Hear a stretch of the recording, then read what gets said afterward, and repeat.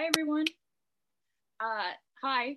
We're just about ready. I thought I'd start things off tonight by going through my article that I published today on our previous live streams, just to get anybody caught up that wasn't here for that. So I will screen share if I can figure that out. Just one moment. Haha, got you this time. It does that to me every week. Oh, did it? It looped just for a second. You're good though, go for it. Okay, sharing screen. Okay, so here's the article, and if you want to know where you can find that, you can go to Twitter and look for @disobedient_news, or you can just Google disobedient media and it'll be the first article that comes up.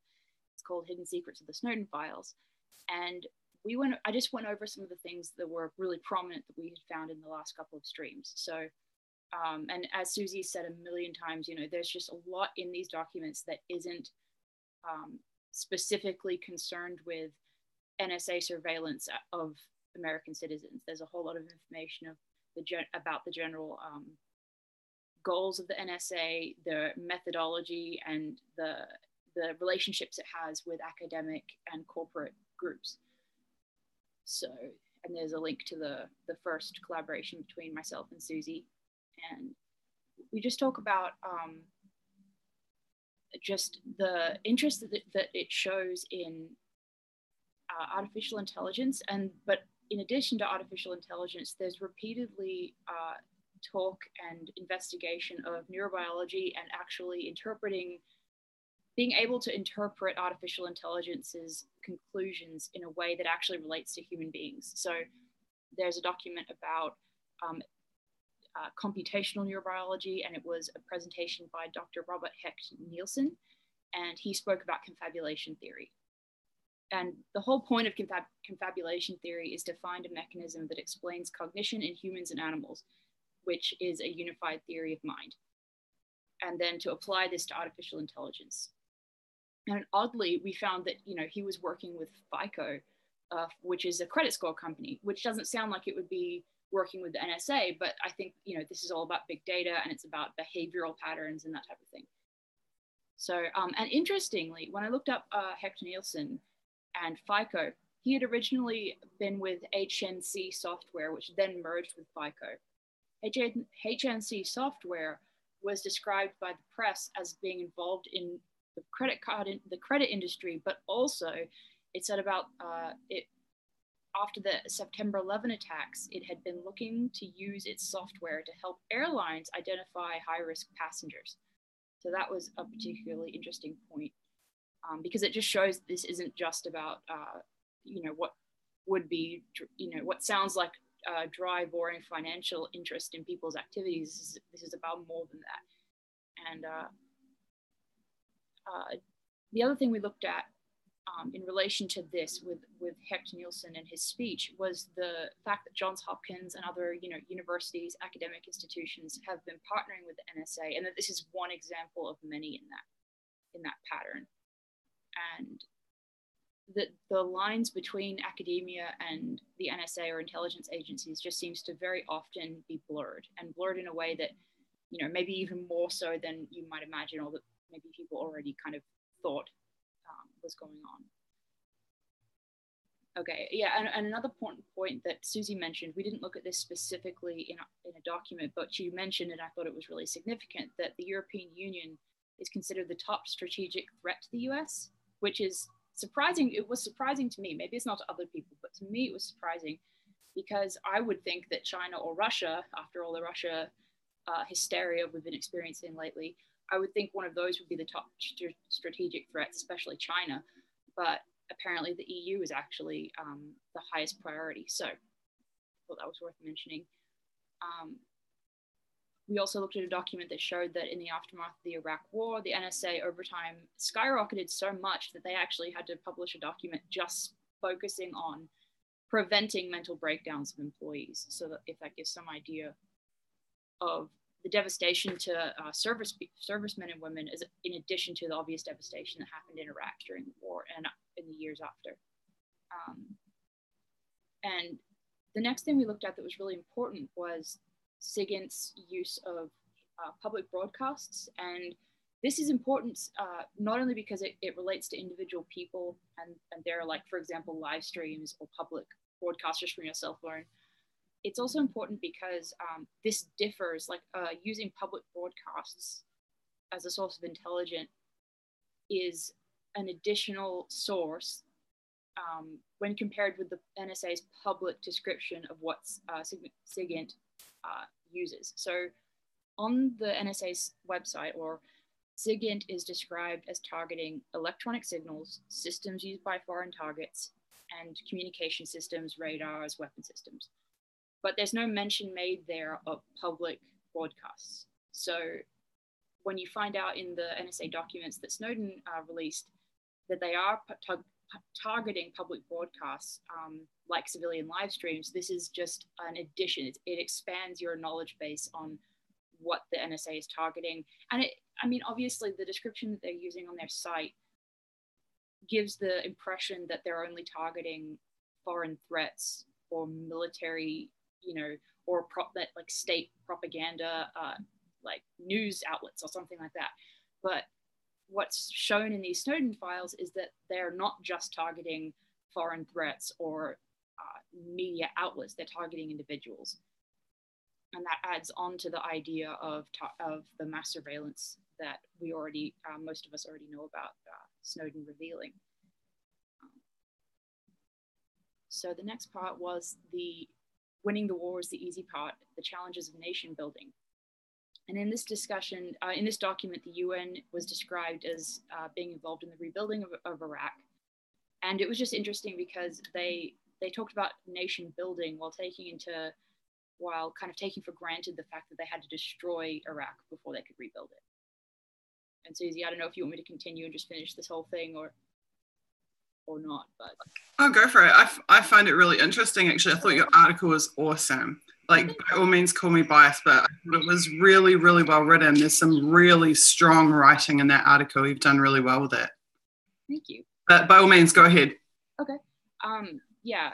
It said in the document, rebuilding a country from scratch is extremely difficult. It is an extremely difficult challenge. And this was chilling to me because it admitted, like I said, the fact that they had to destroy it in order to need to rebuild it.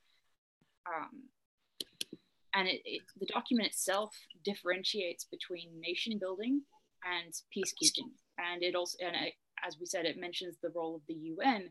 And as we talked about this document, Suzie brought up the fact that, or the idea that perhaps the UN's initial rejection of the proposal to go to war with Iraq was just a PR stunt. And the way this document was worded, it suggested that this was something that had happened before, and it was almost like a normal routine cycle almost.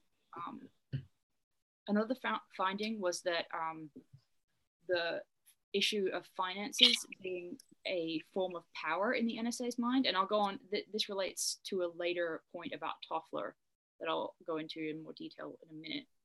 But I just wanted to mention that we did go through and we looked at a number of documents describing Interlink, which is just almost like a private government internet that is obviously not public, and it's used to share information between different agencies.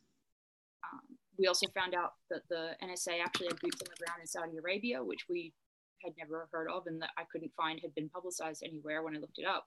I did find that RT had covered NSA deployment to the general area, and I found that RT had described the relationship between the NSA and Saudi Arabia, but had not described deployment.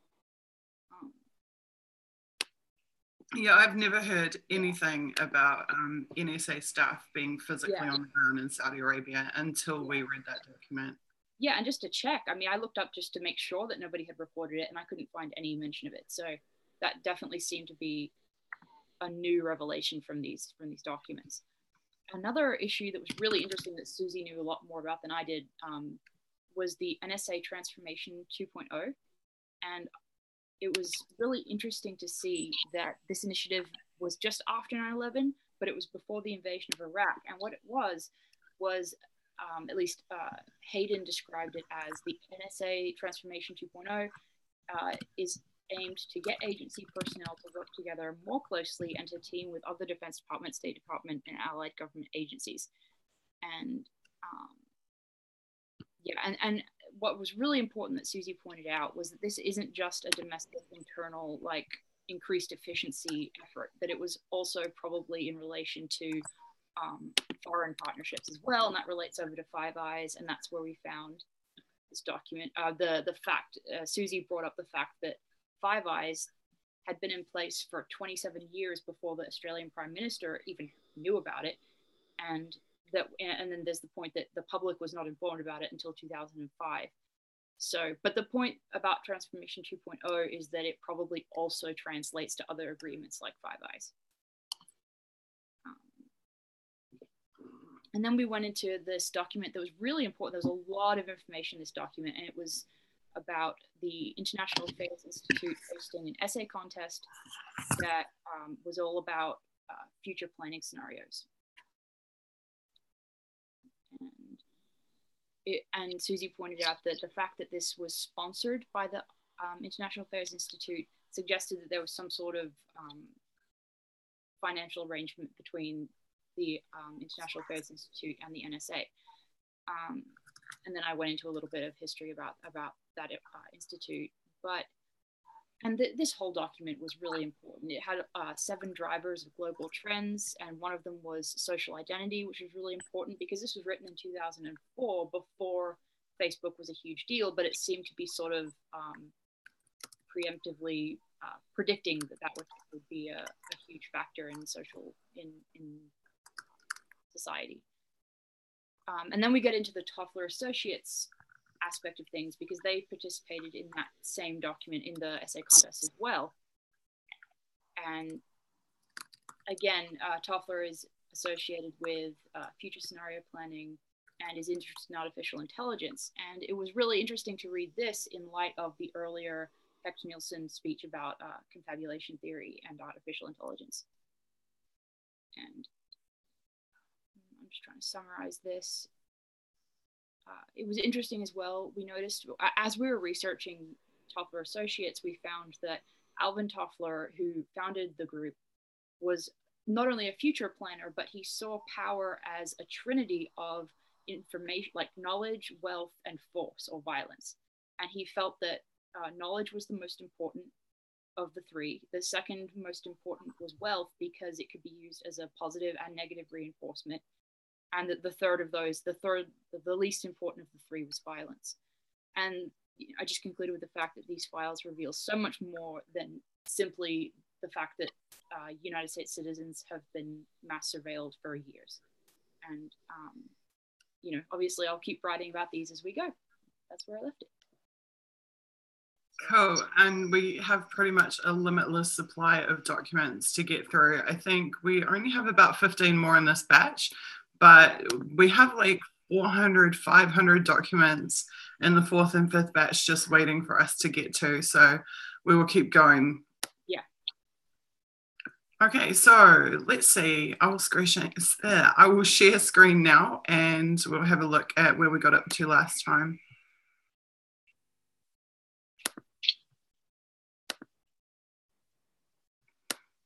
So we did the anti-imperialist camp. Did anyone find out any more about them? Let's have a look at the pirate pad.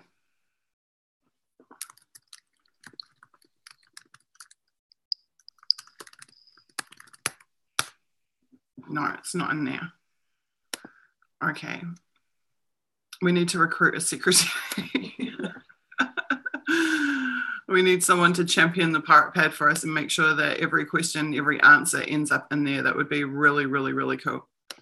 Okay, so we read through that last time. The Crypto Mathematics Institute, we did that, right? It was another one of the learned organizations. A new concept for support to combatant commanders.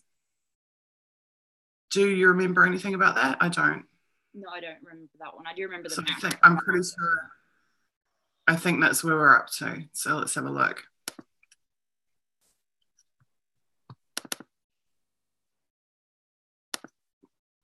Okay. Just move my Zoom out of the way. Right. Since assuming the newly formed post of Undersecretary of Defensive Intelligence, improving intelligence support to combatant commanders. So the combatant commanders are the ones who we already know they are taking action based on their scheduling operations based on SIGINT rather than them doing it and then ordering the SIGINT for the operation. They're doing it the other way around. They're actually taking action on the ground as purely on the basis of the signals intelligence from the NSA.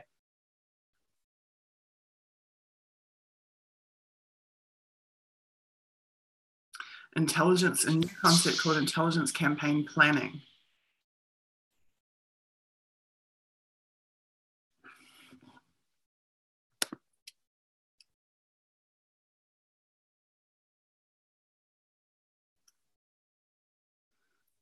Okay, this is back to the South Korea again.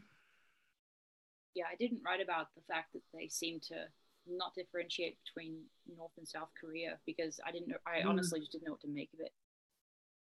Yeah, that is a bit strange.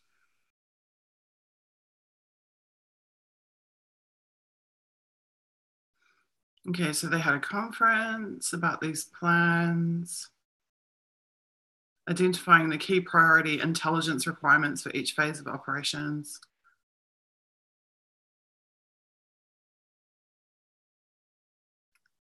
That supports the CFC commander's 10 critical fights.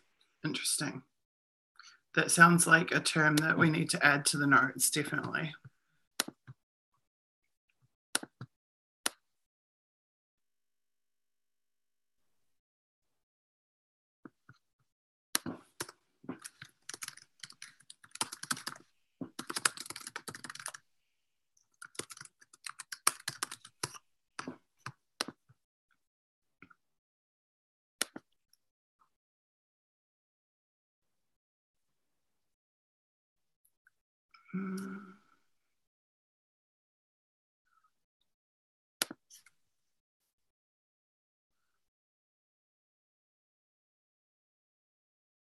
Doesn't really seem to say much about it, yet it's secret. So the fact that they've had this meeting is secret, and the fact that they're creating these plans is secret. Yeah.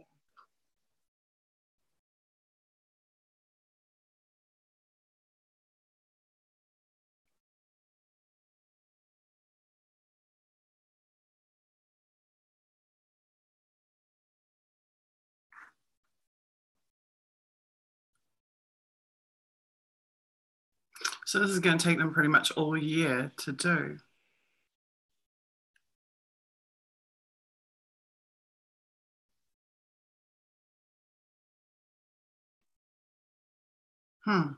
Okay, so the only thing I find that's really of interest in this document is this reference here.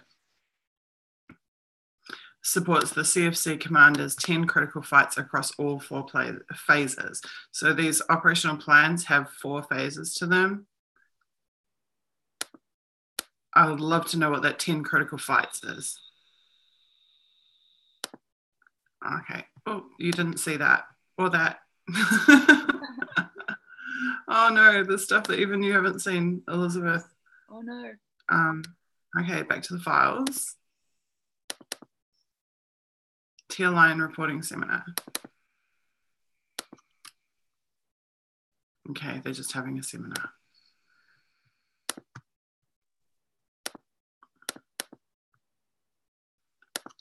Keystone Awards presented. It's the Linguistic Awards.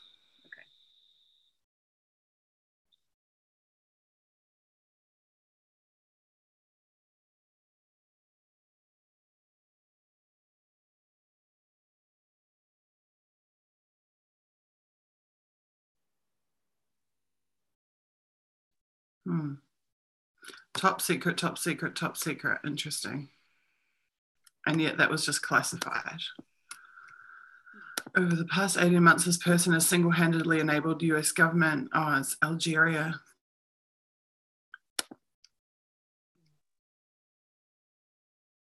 Persian, Iranian.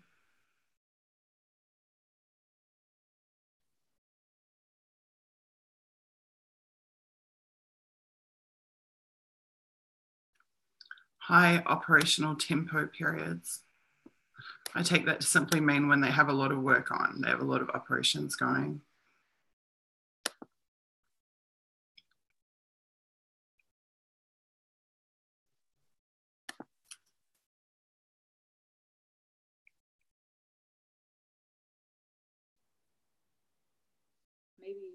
reason that it's top secret, just as a speculation for that, it could be just if you didn't have the person's name redacted, then it would be telling you exactly what somebody's doing where.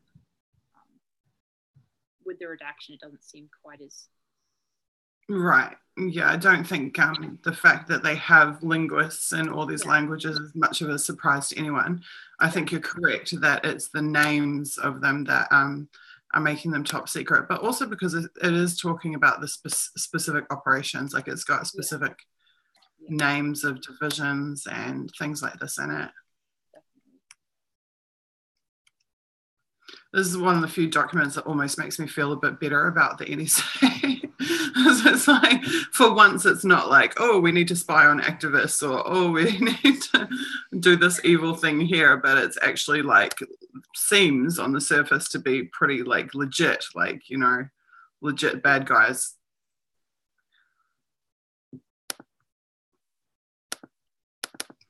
Okay, and another development conference. It's not like the document that had the... Can you speak up, Elizabeth? You're really quiet to me. Oh, okay. It's not exactly like the Deception and Denial Award. Denial and Deception Awards. Yeah, correct. These are just linguistic awards. Yeah, Elizabeth is referring to the Denial and Deception Awards that the CIA gives to, it was over 100 NSA employees, I believe.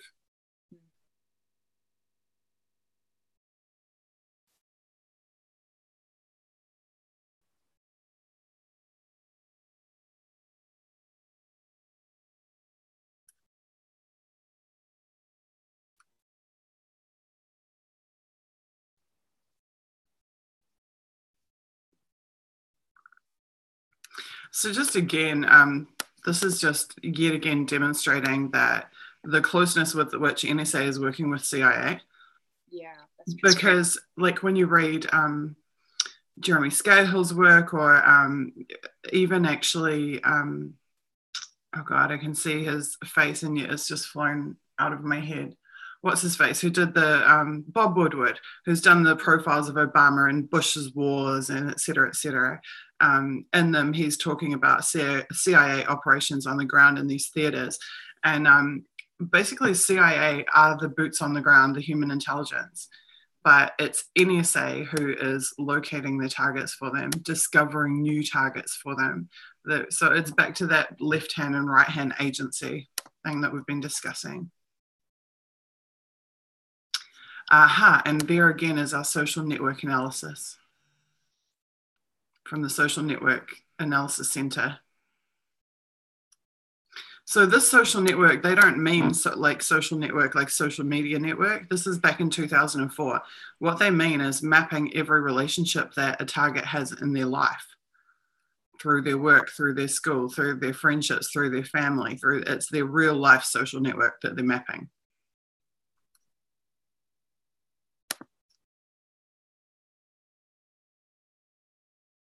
"640 SIG development delegates from around the world will be at that conference." That's pretty massive.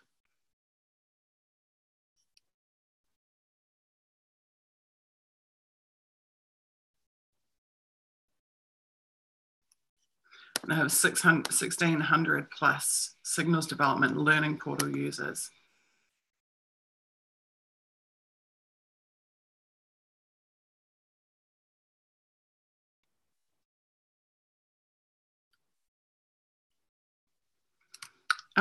It's unusual. I think that's the first time in all of these documents that we've been given actual figures.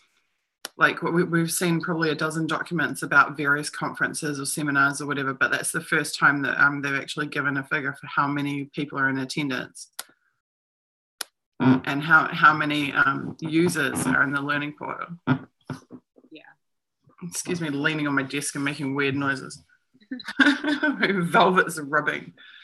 Okay. So again, interesting contextual information, but I don't think it's particularly groundbreaking. Yeah. 11th Annual SADC, Signals Analysis Development Conference. So this is the after, and what we just read was the before.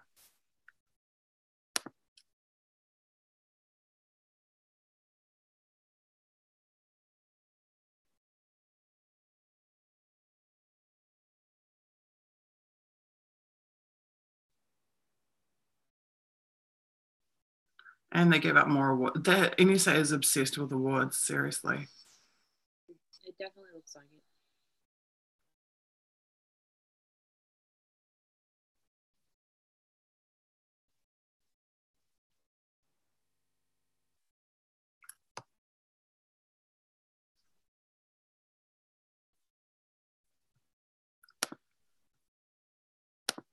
Okay, at least I'm feeling like we're definitely going to get through all the documents today. How are you guys going in chat? You have to yell out if you see anything in here that we don't see.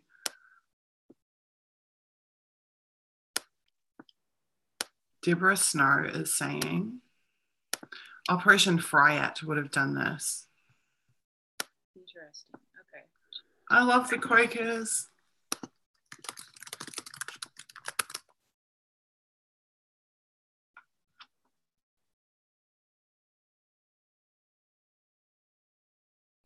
Cool.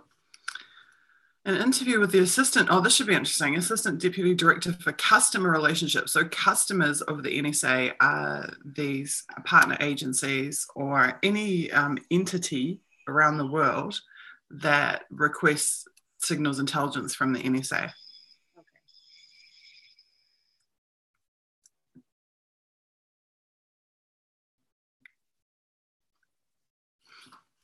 So he joined in 1976 and was working on Russia.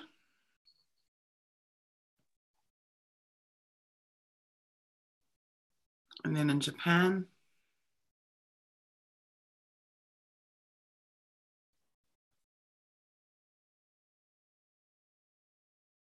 And in China and Korea.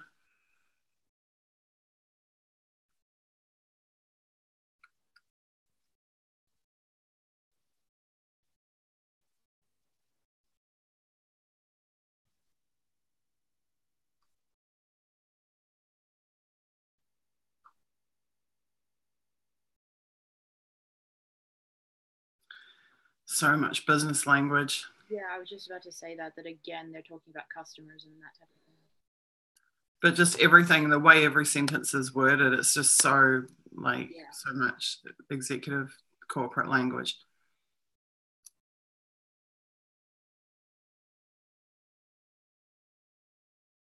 We all must share more broadly.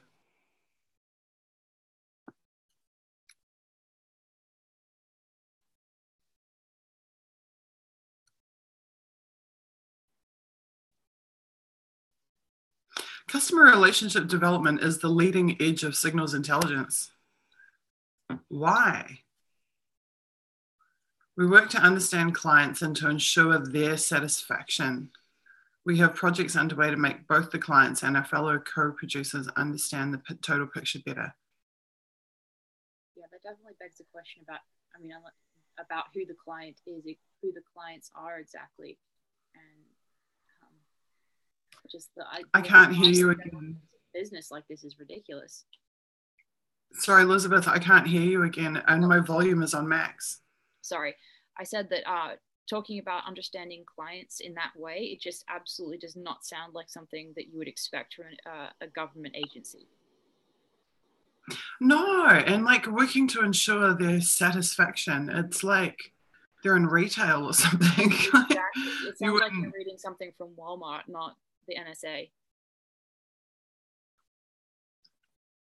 New products and services will be more futuristic to meet transformational goals and client needs.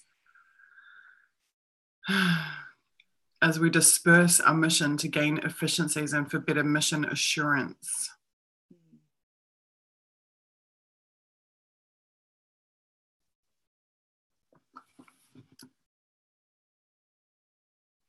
I mean, what they're supplying their customers with should be governed by law and policy. Definitely. So you would think that there are some cases where they just can't, you know, satisfy their customers.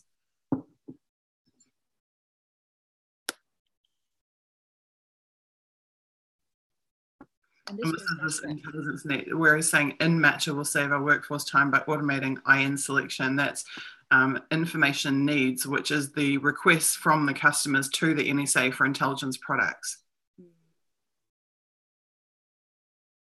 and this goes back to what you were saying and what you've talked about before with Five Eyes and with intelligence sharing and the idea of information and intelligence about the public, about individual people being sold. And that is just mind-boggling to me still, even though you've talked to me about it before. Yeah, very much so. Very much so. So, and you see there's a two-way money flow usually, where the NSA is paying the partner agencies for the right to have, for example, GCSB to have NSA equipment and or facilities on New Zealand soil.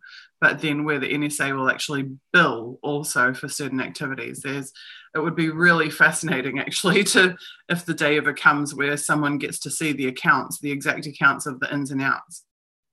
Especially now that we know that NSA has been sponsoring these events with these learned organizations, especially like the International Affairs Institute, which was a registered 501c3, actually a non-profit organization taking money from the NSA to secretly run these NSA essay competitions, etc.,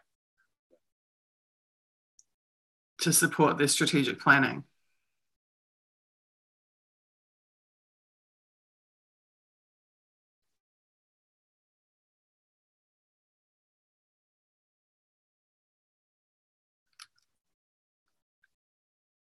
Okay.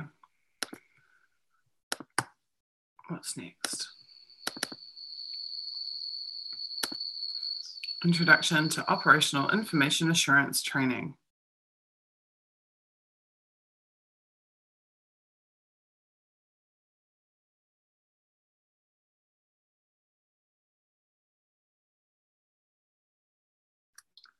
So why do civilians have an account on NSANet?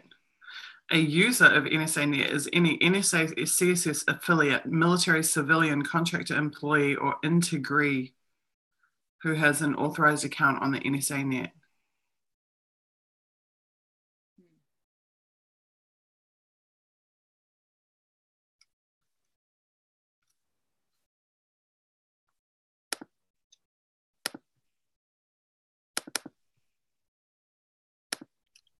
Civilian promotion program. Maybe we're about to find out.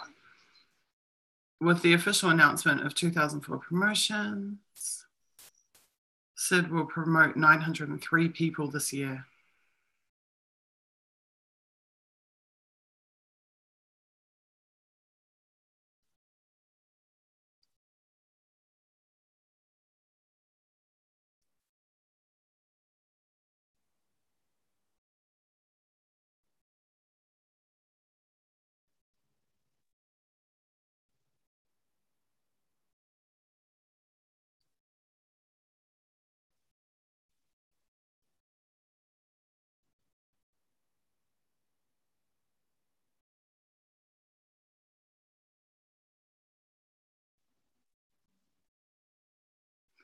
Well, it'd be fascinating to know what the grades are.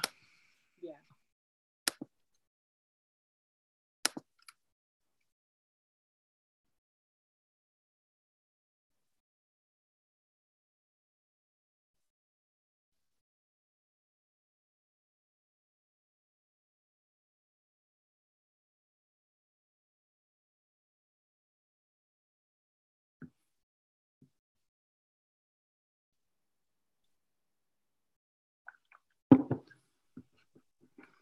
Well, there you go. There is effectively a list of all Signals Intelligence Directorate divisions. That is true. From this, you could pretty much map the entire workforce of the Signals Intelligence Directorate. That said, I don't see management in there. True. Or maybe it's just business management.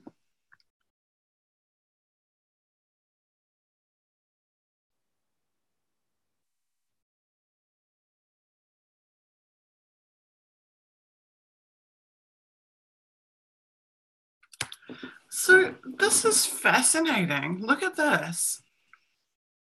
This means that they only have 5 employees in information systems security analysis.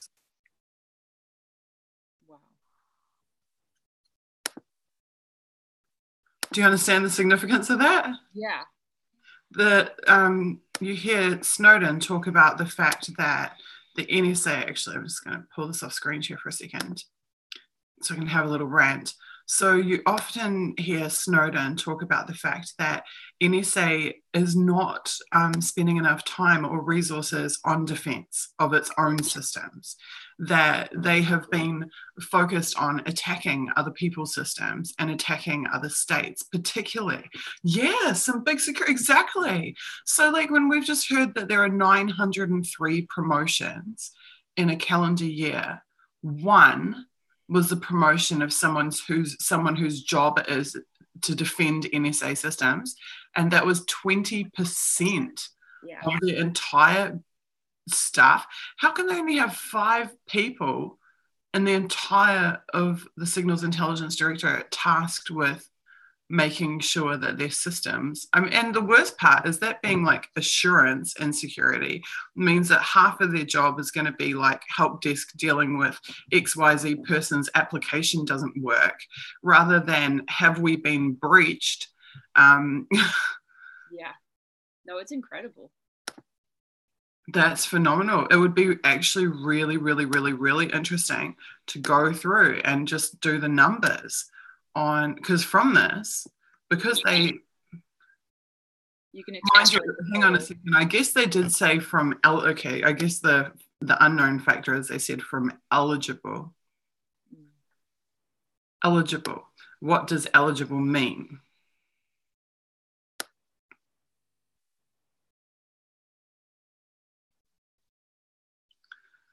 Okay, so acquisition and business management is buying proprietary software systems and managing the business. Collection is collecting signals intelligence. Computer science will be development, it'll be like R&D mostly, research and development. Computer science interns, cryptanalysis, analyzing, in the cryptologic center or whatever it is they had, cryptanalysis interns. Engineering and physical science will be the hardware side. Facilities will be the physical buildings. Human resources is HR. And information systems, security analysis will be the defense, the defenders. Not even the defenders, the people finding out if there are holes in their systems. Intelligence analysis is just the analysts. So they have shitloads of analysts, right? Like what? If 140 is 13.4%, someone needs to work out for me how many analysts they have. It's a lot. And then they have a bunch more interns. Language is linguistics. I assume that's linguistics and linguistics interns. Logistics, mathematics, CMP. What's CMP? It's escaping me at the moment. Multimedia is again another really small group. Networking and telecommunications. I mean, I would expect this to be massive as well. I would think they would have tons of networking guys. And you know what? Oh my God, that's what makes. You know how we've been discussing about how like they have they're reliant on like Dell workstations, Oracle databases, Microsoft Exchange servers. That will be why their networking and telecoms teams are so small, because they will be using external support. They'll be using their corporate partners. I'm in the red wine zone, cute. They will be outsourcing their support for sure. Yeah, and maybe from their perspective, I mean, maybe every person they hire in these areas is more of a risk. I mean, you have a risk of somebody like Snowden working there, and maybe they feel like if they have very people working on it, then they can vet those people really well. I mean, I'm just trying to think of any reason that these areas would be so small. It will be because they will expect the suppliers to provide that staff. So when they have, they will be using the networks of the suppliers for those products, those proprietary which I mean is like really bad form. They should be really locally installing everything, having their own network. Surely, like you would want everything to be fully customized and in-house if you want it to be secure, because it's not going to be secure if it's Microsoft and Oracle and Dell. It's just not. Okay, organizational leadership and management. So there's the management class. And it looks to me like, well, I guess that might be the middle managers. That seems like a surprisingly swollen amount of middle managers. Yeah, but that, from what we've read, I don't think that's too surprising, even if it doesn't security, sound one. like a good idea. So they have 20 or less than 20 security staff. They have 5 information system security analysts.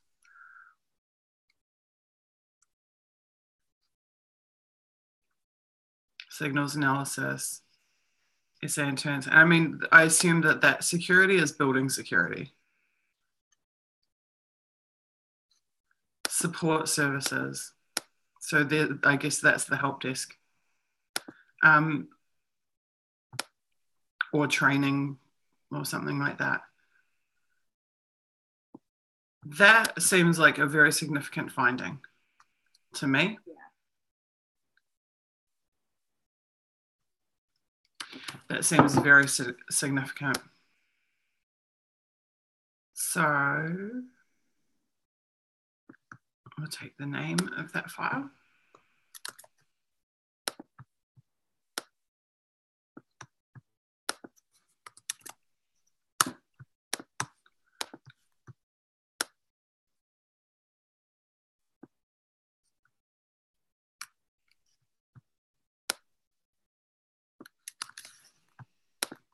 That point.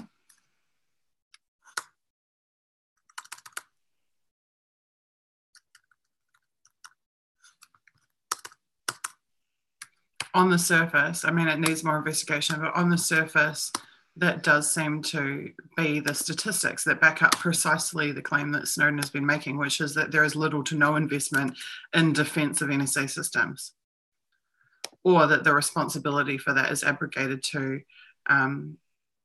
external vendors. Either one of those options sounds very, very dangerous and lackadaisical, to be honest. Well, then, look, they're being breached all the time now. So this is every 5 minutes, there's another example of it.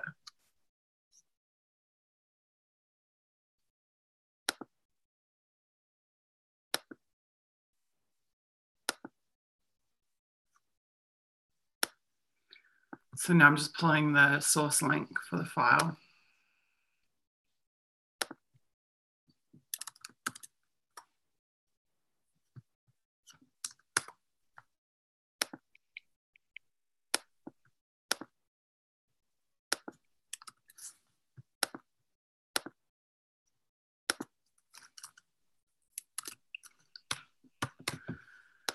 Wow.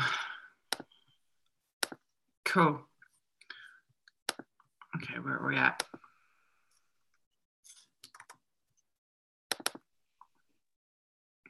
Collaboration and expansion. Interesting.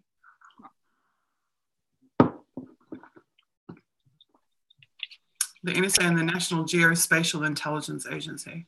I've never heard of that agency.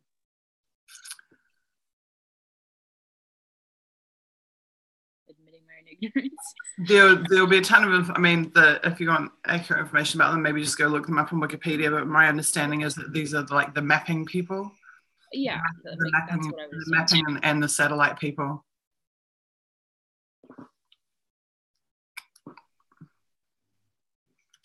So they went from 3 to 78 NGA staff inside the NSA. Interesting. In a couple of years. It'll be like as satellites usage increased, I would imagine. Imagery analysts, yeah, so they're analyzing satellite images.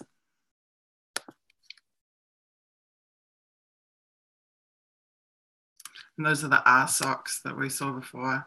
And they have the RSOCs and the NSOCs. This is the Regional Security Operation Centers.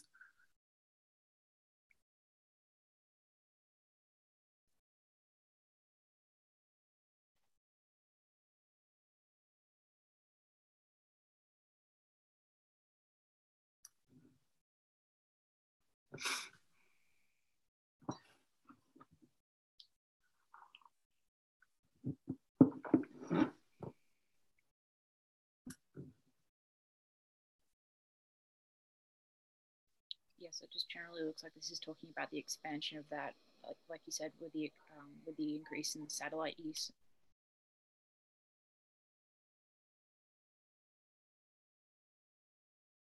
They call it GeoInt, geospatial intelligence.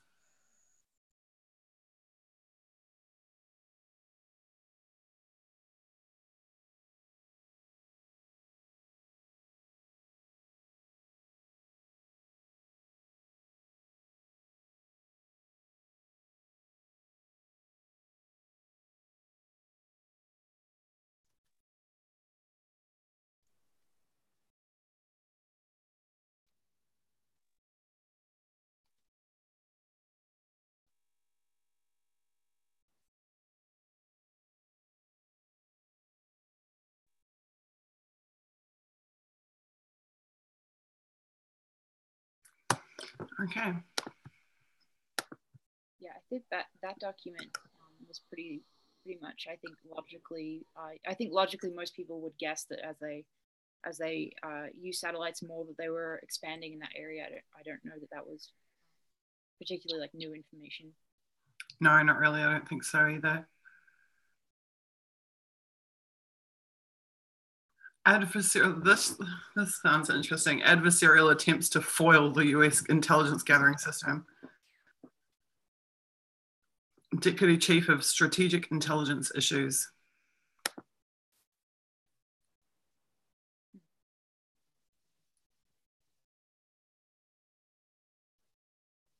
Oh my God, how is this for the greatest irony in the world? A day hasn't gone by that our adversaries haven't picked up a newspaper or gone on the internet to learn something new about how the US intelligence gathering system operates. Not just your adversaries, actually the general population is now doing that thanks to these documents. Exactly.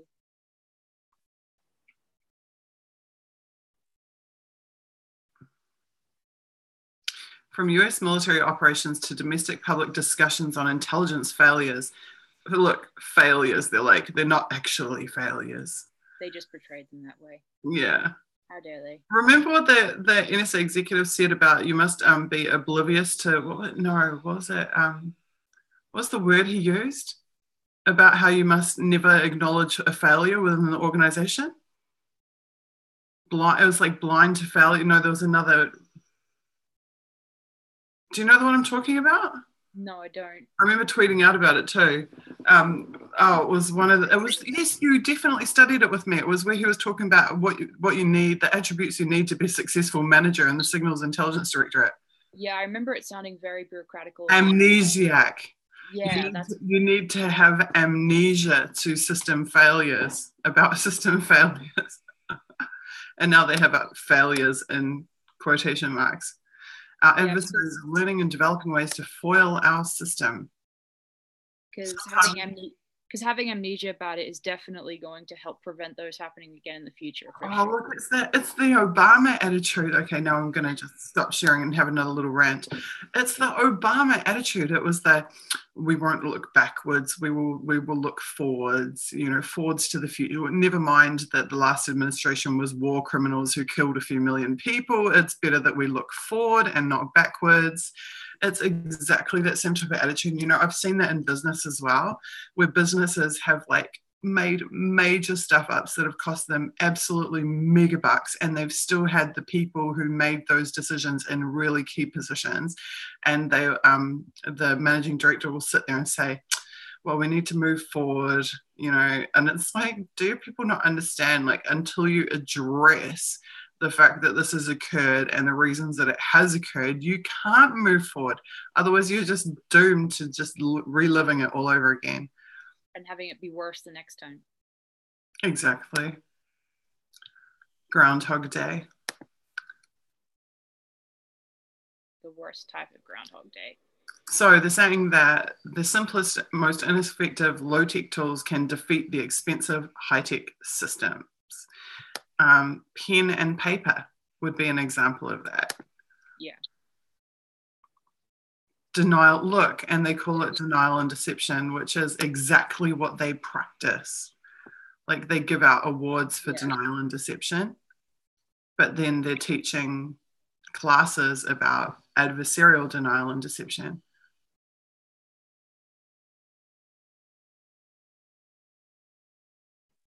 Oh, that's interesting. Particularly those that have the potential to deafen our SIG-INT system. Interesting. So I would think that there's only, I mean, maybe there's tons of other ways. I would think there's two major ways to deafen their SIG-INT system. One way would be to just fill it with total bullshit, right? Like just fill it with false data. Yes, that makes sense. And the other way would be to bypass it entirely, like pen and paper, for example. Like they can't collect intelligence on, you know, what they need human intelligence to find out what's written on that piece of paper. I wonder what else. I guess like there are technological means to deafen systems, presumably as well. There should be like signal jammers and stuff like that.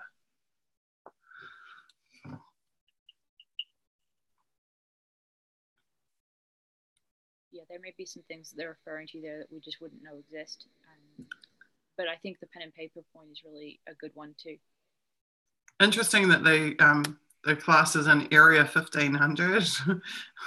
It like makes me laugh, given like Area 51. Yeah. I guess the area is like literally a military term for a location. Yeah.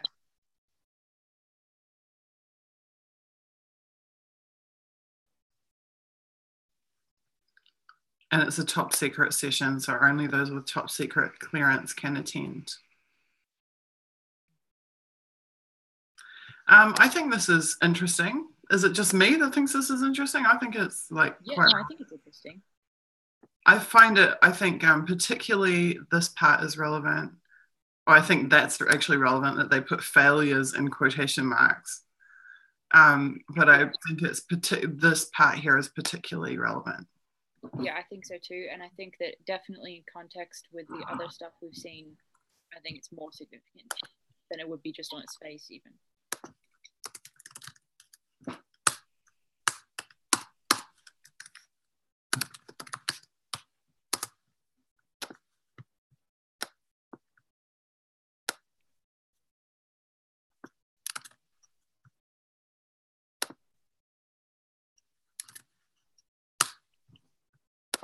How are we going in chat? Well, if you want to watch the chat while I'm digging out these intercept source links and stuff, that would be really cool.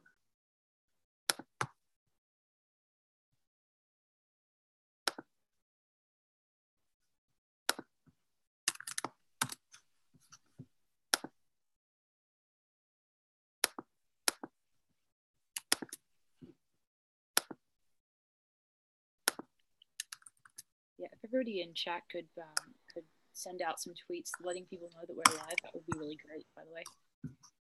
Because we get sort of sidetracked when we're reading. Yeah, I get super sidetracked. I actually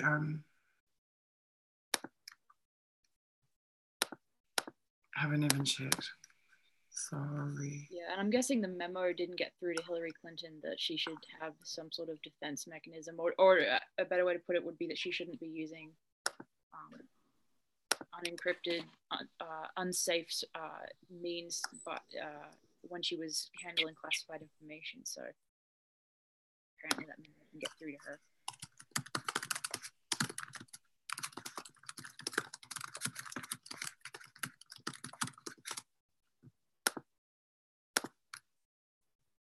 Cool.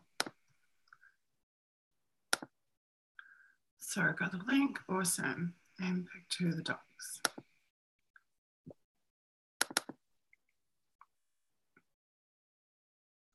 Keystone Awards.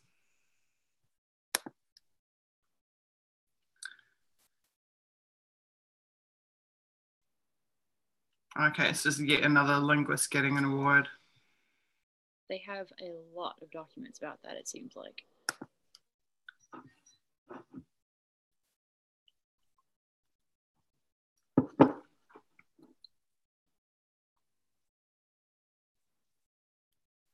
Wonder why it's top secret. Does it have a redacted name? Yeah, it does. But then look, there's their first name and it's unclassified. Interesting. And the center itself, the name of the center itself is unclassified. Oh, so do you think it could be just the fact that they mentioned the program? I think it might just be the fact that it's relating to counter-terror. Well,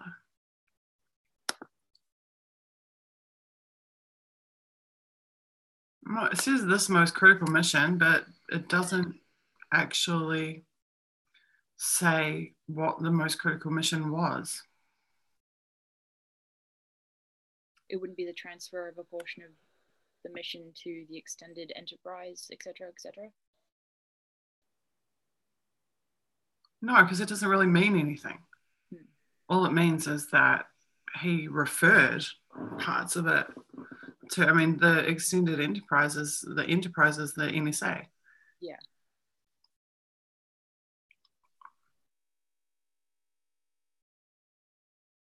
Maybe just that it was about Iraq while it was happening. That's the only thing like I can think of. That makes sense. That by default it's a top secret classification. Yeah, that's interesting, strange. Mind you, I mean, yet another thing that Snowden has repeatedly talked about is the fact that NSA is notorious for overclassifying.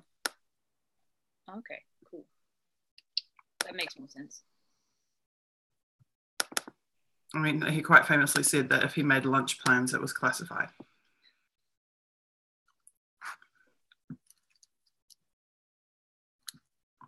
Okay. Ready to try something new?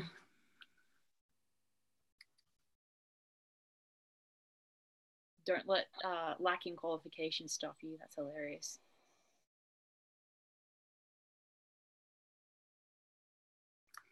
Interesting. Carol. They've actually not blacked her name out. I wonder if that's a redaction error. Possibly.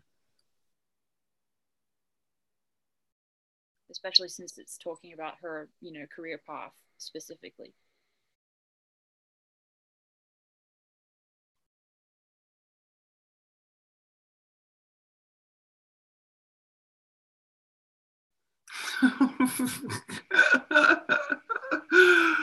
Oh God, I'm sorry. I can't help but laugh when I read to uncover Hezbollah's operational use of email. Well, this was 2004, but... but still, Hezbollah is using email. Okay. Groundbreaking.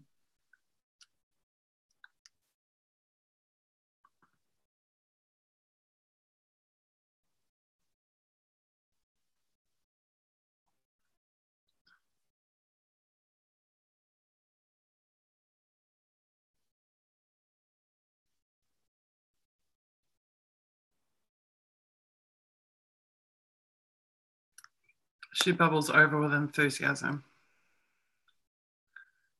Yeah, some of these documents like this are kind of nauseating in the way they're written.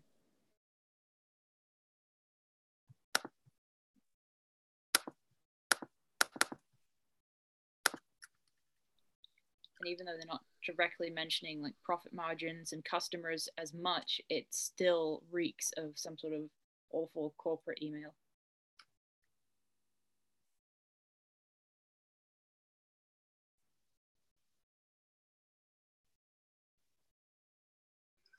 So remember this last document that we looked at where they were talking about Turkey, and they were saying that the US and Turkey had a deteriorating relationship and that the US was unlikely to support Turkey's aspirations to join the European Union.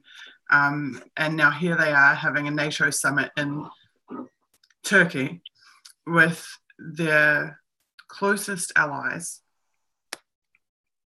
Makes you wonder whether there's two faces on it, whether on one side of it they're telling Turkey you're a close ally. I mean, there's US nukes in Turkey. Like that was one of the big things that came out when they had the coup attempt in Turkey, was that there's a US base with nuclear facilities or weapons, warheads, whatever. So they are, to Turkey's face, they are, we are so close. In their own documents, they are deteriorating relationship, not going to support them with the EU, etc., etc., etc. Yeah, that definitely sounds contradictory and dangerous, for sure. And George Bush went on a 2-day visit to Ankara. Yeah, so how far away is this document from the time period that they describe the relationship deteriorating? It can only be a couple of months at most, because these batches are by date. Yeah, exactly. So that's really odd. At a guess, it would be like May or maybe April, and this is June. I don't think it's odd. I think that Turkey is a NATO member. I think that the US likes to have as many people, as many countries in NATO as possible. Okay. When you go look at the tiers of the eyes, and like the 41 eyes is like all the NATO members. I think the US, because there's they don't want them in NATO so they can give them information. It's about control, and it's about, okay, here we go. I'm going to have another little rant. It's fine. I like hearing your rants because I learn a lot. Okay, well, I'm about to have a big one. Okay, this is something that I wrote about. I'm pretty sure it's in 5i versus Kim.com. I wrote about how the 5 eyes is like it's like a two-way waterfall. That's how I described it, like a fountain, two-way fountain. And it's in tiers. It's like, roughly pyramid shape. Or even better, imagine the glasses at like a wedding. They have like the pyramid of wine, champagne glasses, right? And they're pouring like the champagne from the top. So how it goes is that when I say it's like a reverse waterfall, it's because they take all the information from the bottom tier countries, from the 41. So think about the 41 eyes, the NATO eyes. They are part of membership is that they have to hand over everything. Yeah. So the US is sucking up all of the data from these 41 countries, and they're sucking it all up to the top tier of their databases structure. Which is the 2 eyes. The 2 eyes is US and Israel. So US and Israel are getting absolutely everything. Okay. And then the 3 eyes is with Canada, the 4 with Australia, the 5 with New Zealand. Then they are taking that giant pile of info, and they are have a trickle down effect where they are allowing some of that information to trickle back down. So they're like, you give us all our information and we'll give you some intelligence that's relevant to you. And this is how it works. I'm just going to quickly, because I describe it much better in my article than I just did then. So I'm just going to have a quick little look and explain this a little bit better. So the context that I'm talking about is this tweet that I sent, which was surprisingly really popular. No, I like the two-way fountain analogy. I think that visualizes it really well.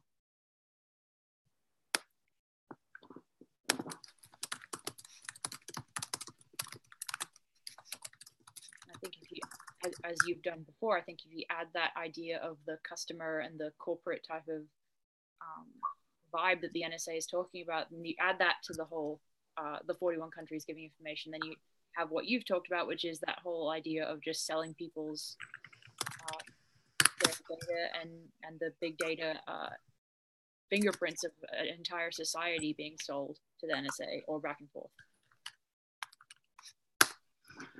Okay, here we go.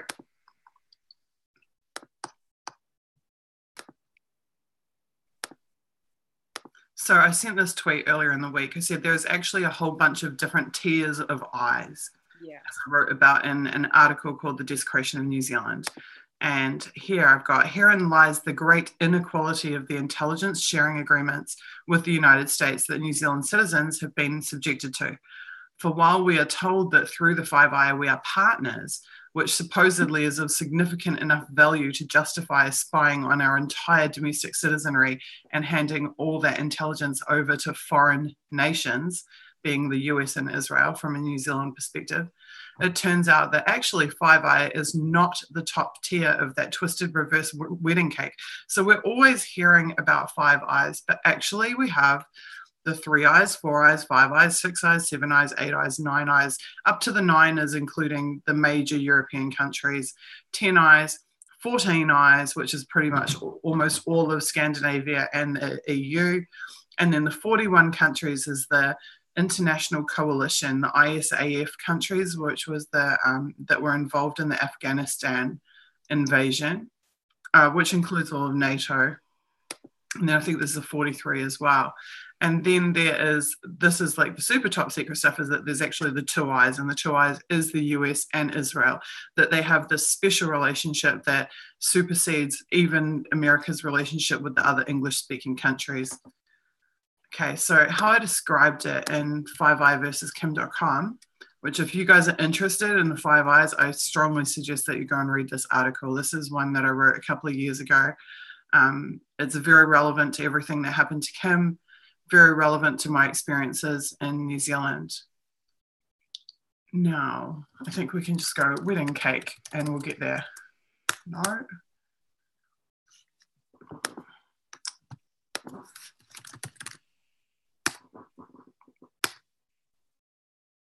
I remember we looked at a little segment from this that talked about the twisted reverse wedding cake just now. Yeah, that was from the Desecration New Zealand, which I also I have like probably a half dozen at least articles that discuss like 5 eyes in detail. Okay. I do think that the wedding cake analogy is probably in this one. Here we go. The big picture. Someone said earlier tonight, I saw the tweet just before, they said they like that we discuss the big picture. So here we go. We're about to discuss the big picture. The 1% run a transnational operation and they collect countries like baseball cards. So this is why I say, even if they're pissed off at Turkey, even if they don't want Turkey in the EU, absolutely they want Turkey to be one of their eyes because they want to get their hands on the information. Yeah, once consumed, why can't I see you in my frame? Oh, there we go. Because I think, well, when you share a screen, it only shows the person who's speaking at the top corner, but I don't know, I can see you in my frame, so. Okay. Once consumed, those countries exist in name and our memories only because they're effectively giving up their sovereignty to be a part of this. They end up spying on their own citizens and passing the data to a foreign country, which is supposed to be treason. So when people talk about globalization and are really upset about that, this is an important part of that, you know? This is the critical part of that, because once they sign up to these agreements, it doesn't matter who's voted in or out. It doesn't matter who is the president or the prime minister. This becomes the governing foundation of the country. That information continues to flow, whether it's the blue party or the red party who's in power. So those countries are then added like stocks to a portfolio. So this is the easiest way to think about the 5 eyes or the eyes countries. It's a portfolio of countries. This is how the US sees them. They're collecting them and collecting countries and adding them to their portfolio. Like when they've basically politically and economically conquered the entire of Central Asia, like all the Stans, etc., those countries, all of the old USSR territories, they're just adding them to the portfolio, adding them to the portfolio. Run by the real bond traders, which is a conglomerate of intelligence agencies that, where New Zealand is concerned, operate under the auspices of the 5 eyes. But where other countries concerned are the 9 eyes or the 12 eyes or the 2 eyes or the 41 eyes, depending on which country it is. These countries are asset stripped, resource depleted, socially degraded, legislatively homogenized, privatized, and feel free to come look up this article called The Desecration of New Zealand and click on all my source links, because as you can see, it's extensively sourced. And usually dressed in a worthless rag called democracy, unless it's Saudi Arabia, in which case they have oil so they don't have to be a democracy. Yeah.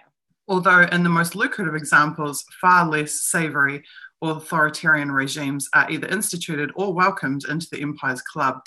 The only countries that aren't welcome are those that want to retain their sovereignty, their resources, their societies, and their heritage. They then become targets viewed as ripe for hostile takeover. So that's the Iraqs, the Libyas, the Syrias, the Russia, the China, the countries that will not sign these agreements, the countries that will not hand over their citizens' data to this giant scam, become target. They become smear targets. They become political and economic infiltration targets. They become military targets, ultimately. Tiered, and here we go. Here's my great metaphor for the information gathering system. Tiered, like a twisted wedding cake in reverse. So I'm like, imagine a wedding cake, turn it upside down. Five Eye holds the vast majority of all of the world's electronic data. At the top, it's holding all the data. A two-way waterfall, it vacuums up everything it can off all of those below it. So the 41 eyes are feeding up to the top layer with or without their cooperation. And this is the other thing we have to consider, is what happens if these countries don't sign up? They get spied on anyway. Yeah. So for like Turkey, just using them as an example, but you can use any country's name as an example in this. If they don't sign the agreement and become one of the 41 eyes, they will still have all of their electronic databases compromised. They will still have all of their citizens' data consumed, stolen and consumed. So with or without the cooperation of the countries, this is going to happen. But if they are in the club, if they are in the 41, 43 eyes club, then the US trickles a portion of that data back down over the tiers in quantities that reflect their diplomatic priority or their favored status. So where they sit in the eyes is that favored status. Israel at the top, English-speaking countries in order of favorite, 3, 4, 5, Canada, Australia, New Zealand, and then the European countries in order of favor. If we go back and look, I think I've still got the tweet here, right? If we go back and look here, we can actually see who is the favorite in order in Europe. Yeah, and that explains too why people, when people are upset about, back in the old days, John Howard of Australia, sucking up to people like George Bush, it's because of stuff like this. Because they're all competing to be the favorite. They're competing to be the favorites. Oh, so 6 is actually NATO. I'm sorry, 6 is NATO. The 7 eyes is a specific. These are specific groupings for. When I say they drop information back down over the tiers, right?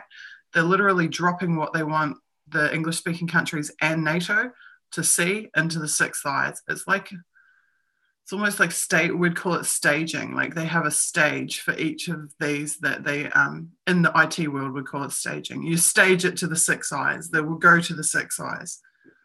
Interesting. Okay, the 7th is Germany, Italy, and France. And then it is NATO and South Korea as the 8. 9 is France, Germany, Italy, Netherlands, Norway, and Spain. Where does Saudi Arabia come into this picture? I don't think they are anywhere near the European stuff. Yeah, no, I just wondered. But I'm sure that they're in the ISAF countries. They definitely will be. I'm sure they were on the list. The coalition of the willing definitely would have had Saudi Arabia in it. The 10 eyes is Japan. That's where Japan, Thailand, and Singapore come in. So that's the most favored Asian countries. And then the 14 includes Belgium and Sweden and most of Scandinavia. It's very interesting that Belgium is a neutral country, right? And then it's interesting that the countries that practice neutrality enter in at number 14. Yeah. They're not trusted because they're neutral. The 41 eyes, according to The Guardian, was the ISAF countries, but the 43 is them listed as of 2010. Okay. So that would have been 41 sometime in the early 2000s and then 43 by 2010. Okay. I guess it could be a little bit more now since it's right. And so they trickle portions of the data back down over the tiers as a reflection of their status. The harsh truth is that for the countries who've been sucked into this arrangement, there are effectively no governments. the entire charade of politics is precisely that, a pantomime. You can turn the sound off and it will make no tangible difference to the political course of the country, which, except in extremely rare circumstances, is not charted by the citizens. The extremely rare circumstances would be an event like the Arab Spring or the Occupy movement, and usually it's only a temporary glitch in the matrix, because eventually the matrix catches back up and gets control of it back again. Suzie, do you just plug in your computer? Yeah, I can see it. So that's my little lecture about the Five Eyes. So basically it's a giant pyramid scheme, and it's a total scam.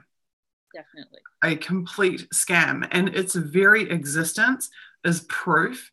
I mean, look at the entire activism sphere right now arguing about Clinton versus Trump. Where does Clinton versus Trump come into any of what we're discussing? Yeah, well, where does any leader of any country come into this, you know? It's irrelevant. It is completely irrelevant. And that reminds me of the article I wrote about Glenn Greenwald and the irrelevance of US politics. Yeah. The irrelevance of electoral politics. That was based on another Snowden document. In the Snowden document, they were interviewing a guy, an NSA guy, and they said to him, well, what do we do when there's an election in a country and it goes from a right-wing government to a left-wing government? And he says, his response is, we don't care. We don't care. We're here for 35 years or for 40 years. Why do we care who's there for 4 years or for 8 years? It's mind-blowing to hear that, you know? What's mind-blowing is the amount of energy and time that is consumed every single day by people, smart people with degrees, people with hearts, people who genuinely care, are spending their days arguing about Clinton versus Trump, or this election or that election. And then we look at these documents and we discover that none of it matters. Yeah. None of it matters. And the intelligence agencies know that it doesn't matter. And they don't care. And they're having the last laugh. Yeah, it's scary to realize that. And to think that, you know, and I keep going back to this point that you made in a previous stream with me, which was the fact, like, that really, really key example where the Australian Prime Minister didn't know about the Five Eyes Agreement for 27 years and after it was done. So it's not like, it's not just that they don't matter. It's that they don't even know themselves. It seems like, the extent to all of this. So if our leaders don't know the extent of it, then how are we ever, you know, it's something that most people definitely don't know about, I think. They only know if they're co-conspirators. That's what it comes down to. Yeah. Or if they're required for some. I mean, I watched the Shadow World documentary by Andrew Feinstein, and right at the beginning of the documentary, it makes this really, really audacious claim. And the claim is like, the heads of countries have little more significance than mid-range business development managers at Boeing. And like, when I first heard that at the beginning, I'm thinking to myself, well, no, they must be more significant than that. You know, they have more significant duties than just some sales manager for a weapons contractor or a defense company. But then you watch through this documentary, and by the end of it, you discover that exactly what the heads of state are weapons salesmen. And that's all they are. And that when they go to do diplomacy, when they go to visit these countries, when they go to, you know, Saudi Arabia, to wherever else, what do? They sign weapons deals. 200 billion here, 60 billion there, 100 billion there. Like, literally, they track like all of the foreign visits of Tony Blair and all these different world leaders throughout the last 15 years. And all they are doing is going and signing weapons sales agreements here, there, and everywhere. They literally are business development managers for the arms companies. Yeah, and when you can see that across the different political associations and affiliations of these leaders, you can see how little it matters which color they are. Oh, of course, because Jacinda Ardern in New Zealand, who's like the great white hope, you know, she's like the female Obama in New Zealand right now. She's gonna like solve everything's gonna be hunky-dory, and, you know, 2 weeks later she's signing the TPP. she will be selling weapons any minute now. She'll be buying weapons, because what New Zealand does, for reasons that no New Zealander's ever been able to work out, is buy decrepit airplanes that are falling apart, like attack airplanes and stuff. Even though we have no air force to speak of from America, it's like part of our whatever deals we have with them is that we have to buy their old cast off crap that they don't need anymore, that we're never going to use in a million years for however many $1 billion, and then eventually it becomes a spending scandal for the government a few years later when it's, people find out how much money we're spending just to warehouse these decrepit pieces of junk. But same thing. She'll be running around signing, the peacenik, the activist, the whatever, she'll be running around signing those same deals just like every other head of government. And this is their job. Like we think that we are electing policymakers, but they are weapons salesmen. Yeah, and it reminds me too of like the party a few months ago, I think in the Hamptons, I think it was, and you had people that were like Trump's family, and then you had people that were really strong Hillary supporters, and they're all partying with the same extremely wealthy people, and it just shows you that the deep division that is portrayed in the media is such a charade. It's just it, and then sometimes with these parties or these weapons deals, you see that charade kind of fall apart, and it's just it's insane. It really is. Someone said a great combo. It's a new day today. A great combo, docs and rants. Sorry, I can't help myself. I really can't. Yeah. No, it's understandable. But I have a question though about that, which is, because of the way that you do see a lot of the intelligence agencies kind of having this consensus about Russian hacking that is not backed by evidence, but it seems to be in support of Hillary Clinton. Retroactively sort of, but do you think that they did want her as president because they maybe thought that she would be more beneficial to their interests, or do you think that that's just the whole thing is just completely empty? There are multiple potential truths regarding what really happened in last year's election. Yeah. There are multiple avenues by which Trump may have been elected. I personally don't think they involve Russia.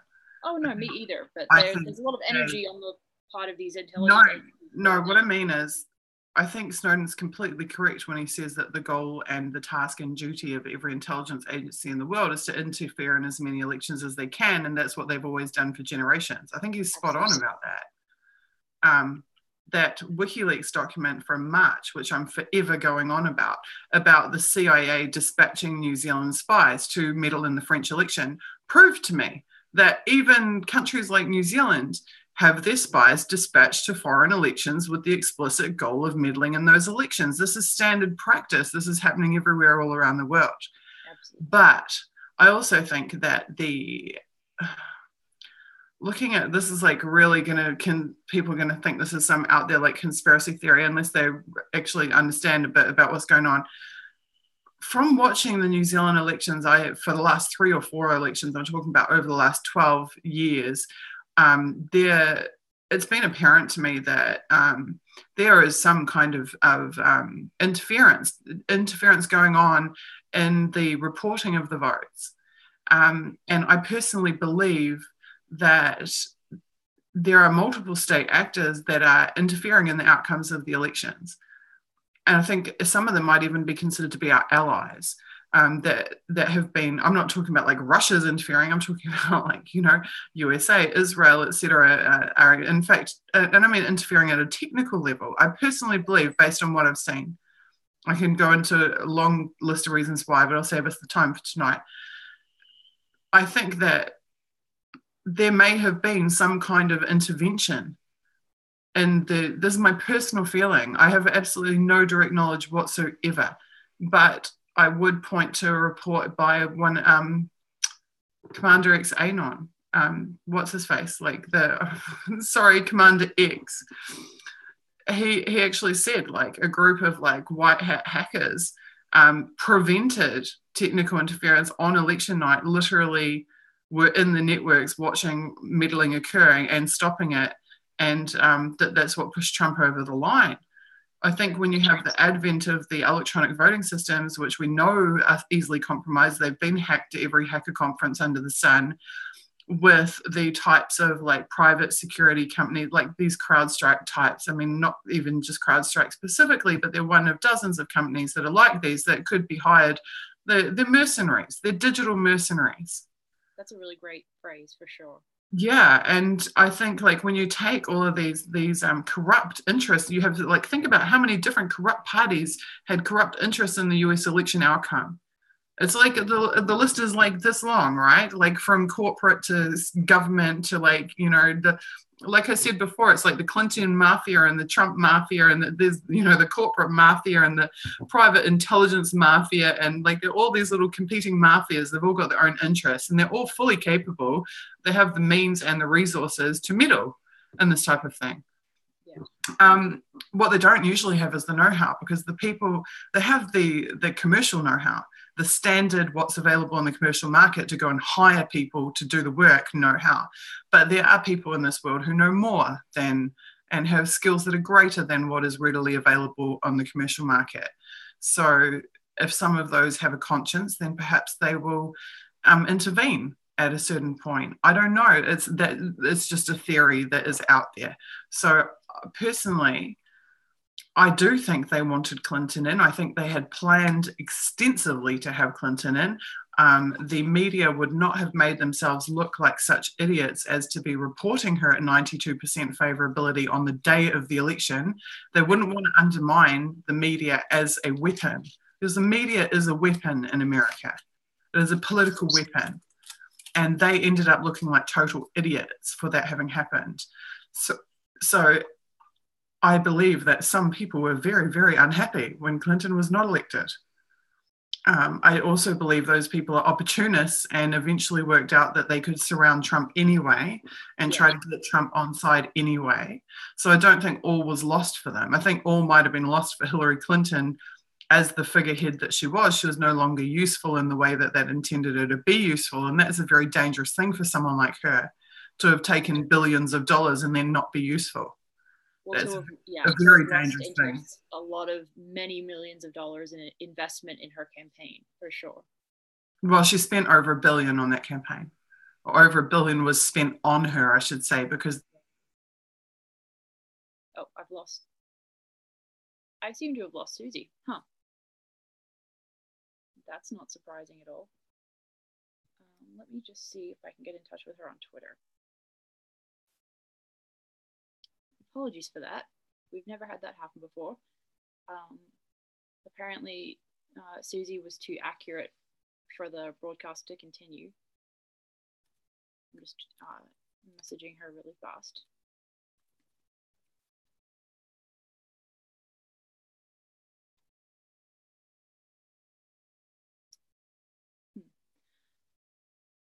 Well, I'd like to hear all of your thoughts on what is going on with what Suzie was saying. Do you agree with what she was saying, or do you have some other ideas or some other factoids that we didn't mention just now?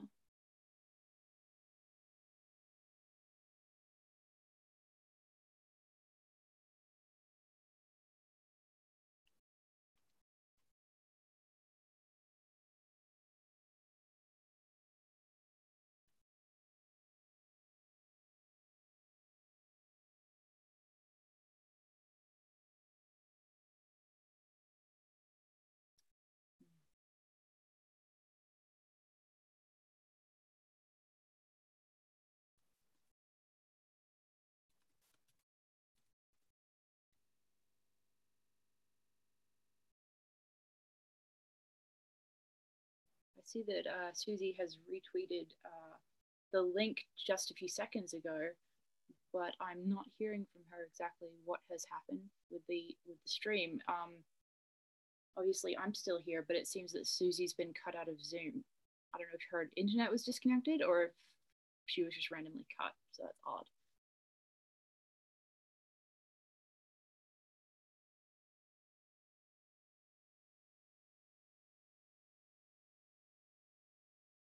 We have about half an hour left on our planned stream for tonight.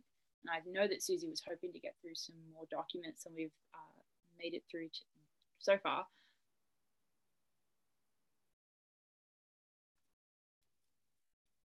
Oh, Susie's back. Hello. Suzie, are you there? Yeah, I'm back. What happened? What happened is I should have listened to you when you told me to plug my computer in. Oh, yeah, that makes sense. There I was practically spinning conspiracy theories about the NSA shutting your feed off. No, well, they might be bleeding my battery down pretty quickly, but they didn't cut me off. Yeah, that's good to know. Good to know. That's all right. Spin some more conspiracy theories for a minute. I'll be right there. All right. I'm impressed actually that Zoom didn't kill the webinar. Like it's actually kept it open, which is good. It just made me the host, so that was all right.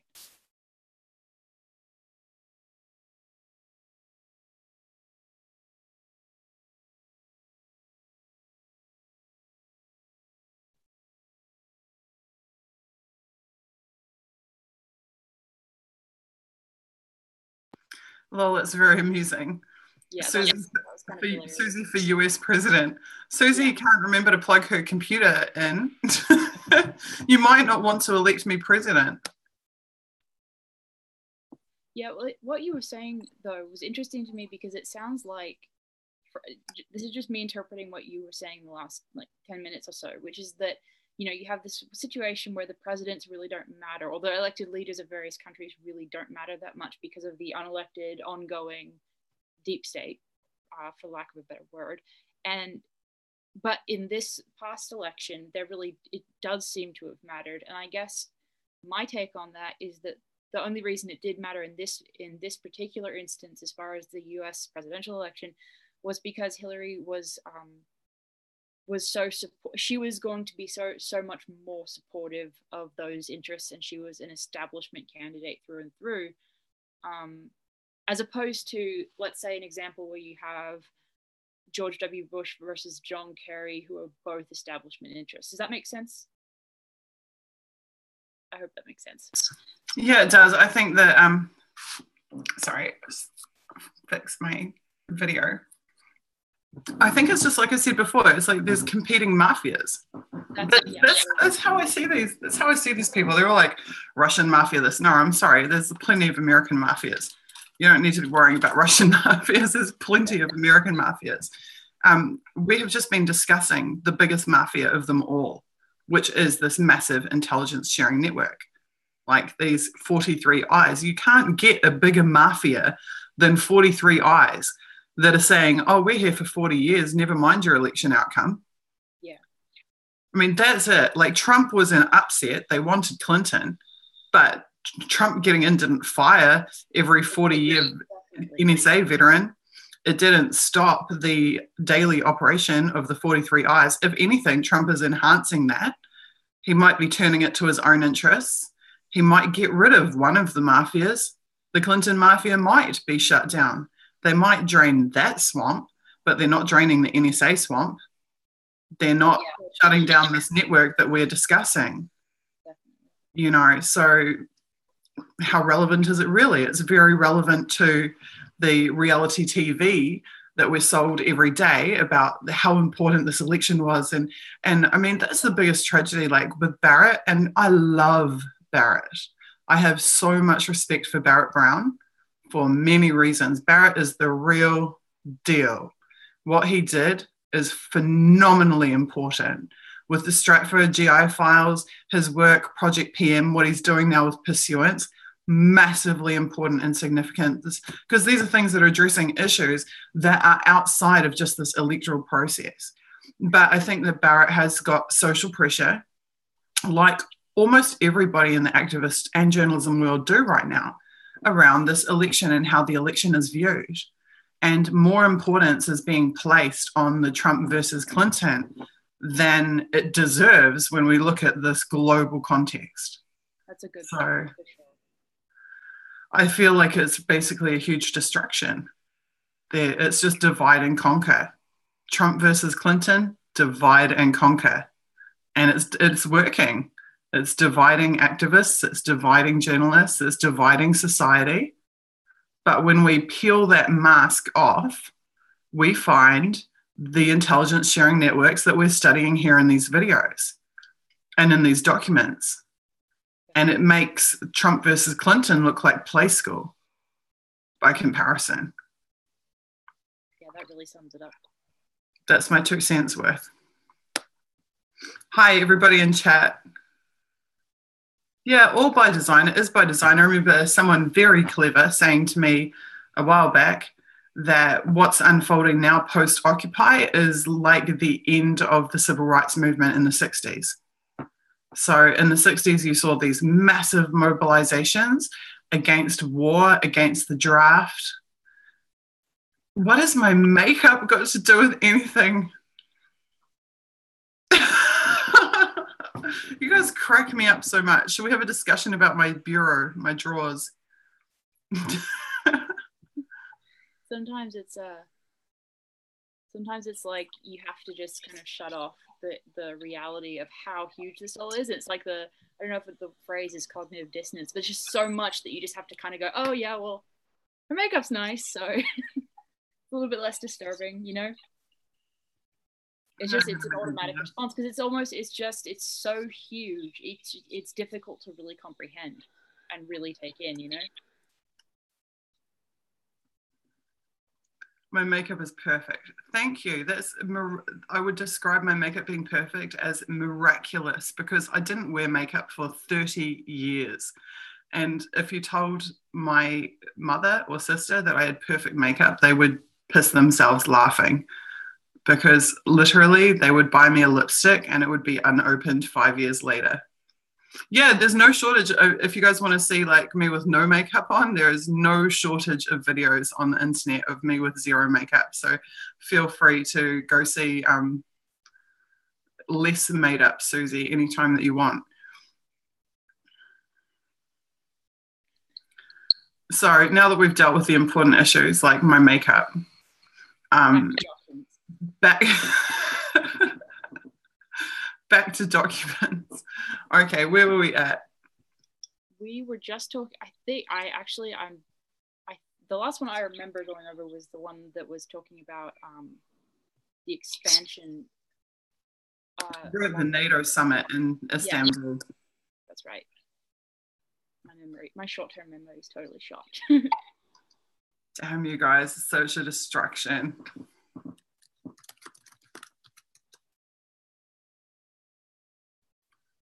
I decided not to comment on what? What am I missing now, Cacti?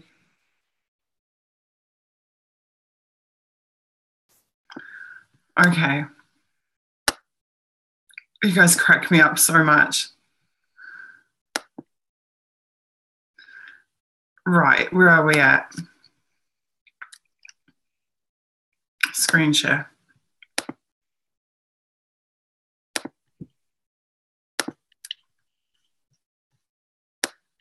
Oh, yeah.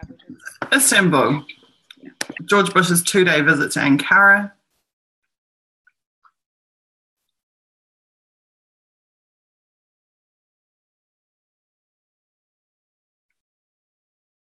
"60 heads of state at the NATO summit. And the chief military advisors attending." On the back of bombings in November, March, and May. It says some people are referring to the summit as a potential terrorist Super Bowl. I don't know if you read that previously, but I thought that was hilarious. Well, you know, it's funny they say that, but I don't think that any terrorist has ever bombed any of these massive NATO summits, have they? They only seem to bomb like marketplaces or Ariana Grande concerts.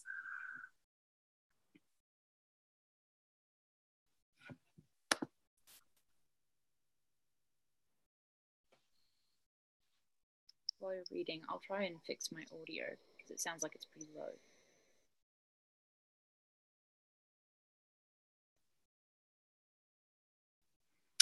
The greatest threat comes from Al-Qaeda and its affiliates or sympathetic Islamic groups.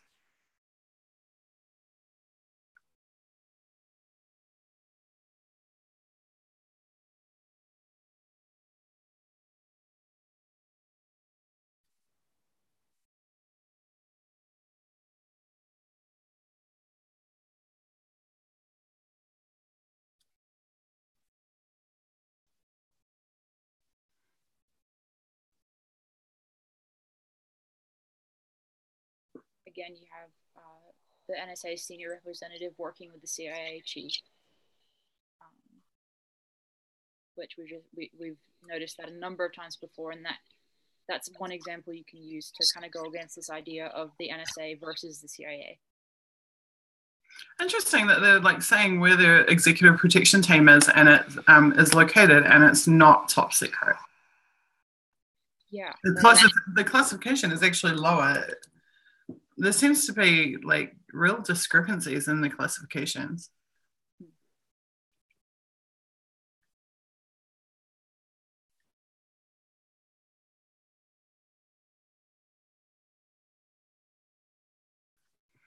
Okay, interesting, but not particularly newsworthy. Yeah, I would use it as just one of, if I was going to list some examples of the of the NSA working with the CIA in order to talk about that whole, Snowden is not some sort of CIA agent limited hangout, then I would have that as one of a few of the documents to use. Why is that? Just because it showed the NSA working directly with the CIA. It's just one quote. It's a soundbite quote. Right. Okay. Satisfying and rewarding work. Is this the second one we've seen like this? It's yet another such and such as a linguist, and this is what she did, and she's from Israel, worked in marketing, stayed at home with her kids, and ended up becoming an Arab linguist for the NSA, hired by FBI, and then transferred to NSA.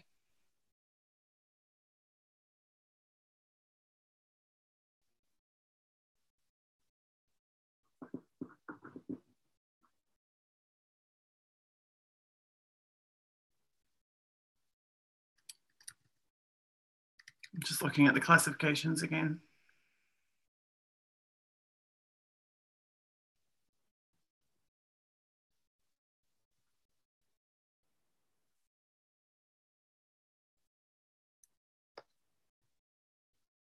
Right.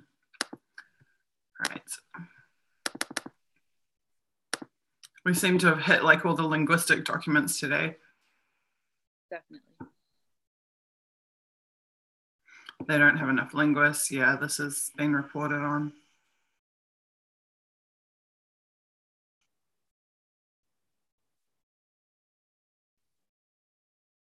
And they don't have enough highly skilled linguists, particularly.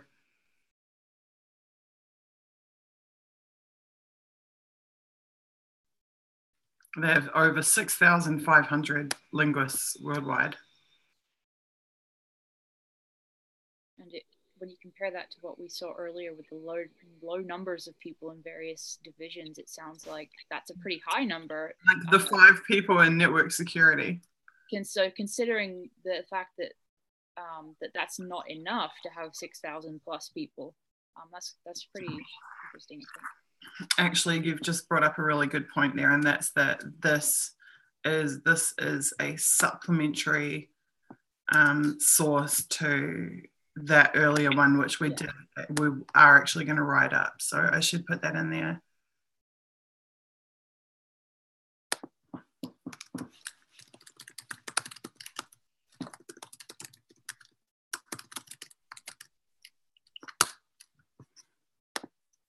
Just as you say, by comparison.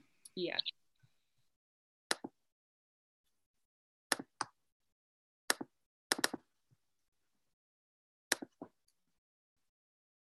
The analysis conference. So we've had the development conference, we've had the SIGINT development conference, we've had the NATO summit, and now we've got the analysis conference.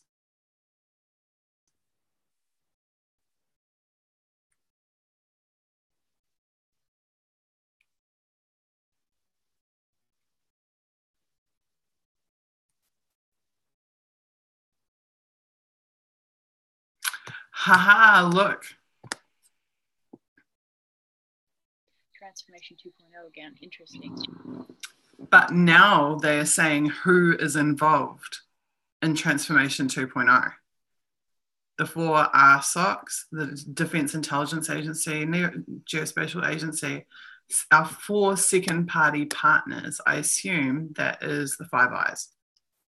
US Central Command, Office of Naval Intelligence, NSA Field Activities, Joint Interoperability, Test Command, Naval Information Warfare Activity, and the Joint Warfare Analysis Center. So that is who is involved in Transformation 2.0.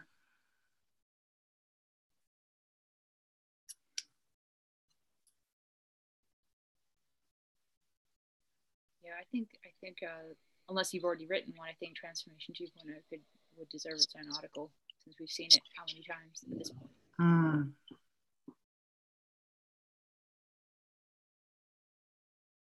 And if anybody else watching has some interesting factoids, links about Transformation 2.0, or if you just want to research it while we're reading, that would be awesome.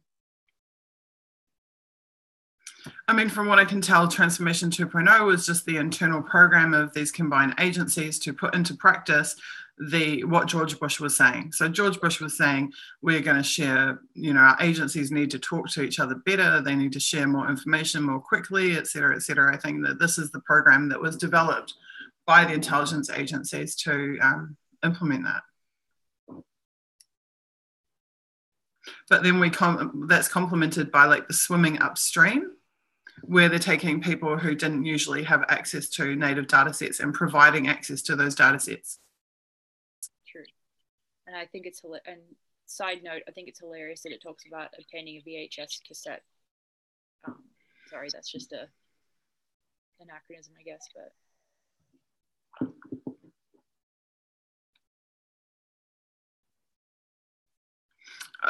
one would assume they're doing that for security purposes.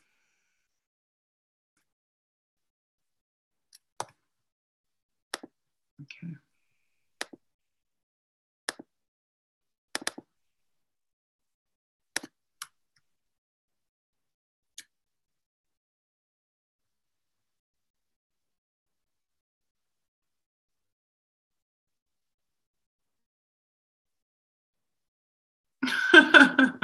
I participated in war games in which I got to play the part of a Soviet commander. So they actually they're role players. That's hilarious. That's so funny.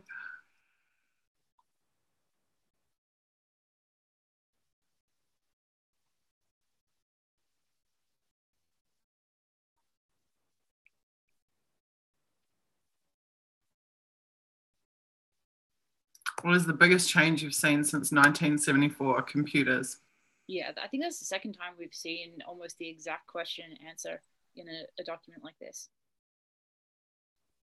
I think the other one I'm thinking of was the one where the woman had been married to a guy in the NSA, but the biggest change, I think she said, was the internet as well.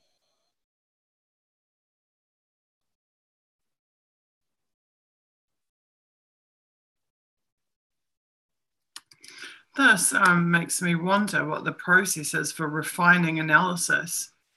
Since it was not possible to manipulate text the way we can now, you had to give greater thought to what you wanted to say. It makes me wonder how, like, if analysis that's written by the junior analyst actually gets manipulated as it moves up the chain. That would make sense. Or edited.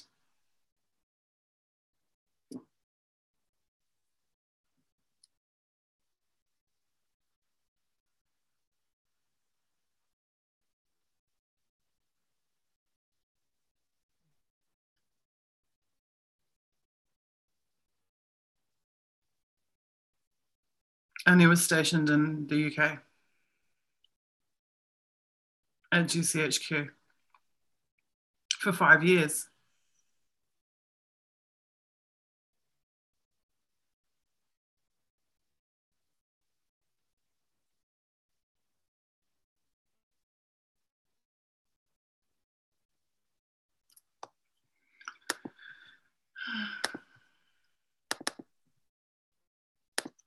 MGQ, where are you?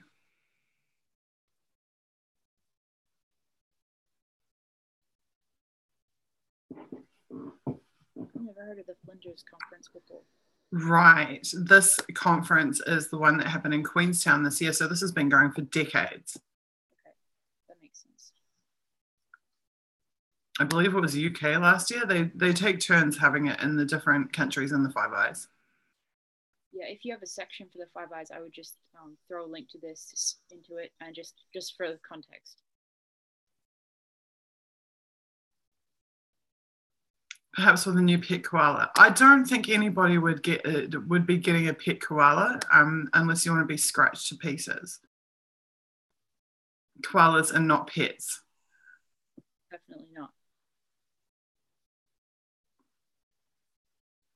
I don't really see anything in there that's of any even contextual significance. Okay. Because we know they have meetings every year. We know that they have them in different, alternating countries in the Five Eyes. The only thing that's interesting is that they say there's a different name each year. Okay. I think it's an internal identifier anyway. I've never seen those be public. Maybe in terms of open source intelligence, maybe what we could be doing is creating like a glossary of some of these names and actually seeing, does anything exist on the open internet about Palliser? Does anything exist on open internet about Flinders? If I'm going to retain anything from those documents, it would be those, because it would be interesting to know if actually anything has made it onto the open net that references terms that are only in these documents. Yeah, and either we can look that up, later, or somebody can look this up now, or.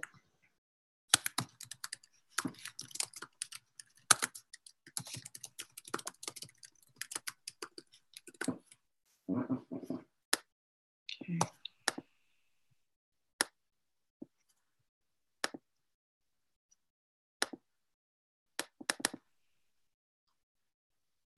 Local support is stress management.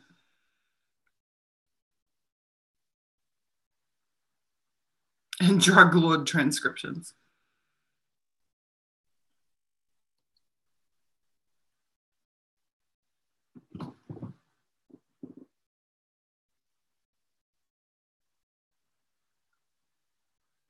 Terrorists had just blown the entire front off of our embassy the week before.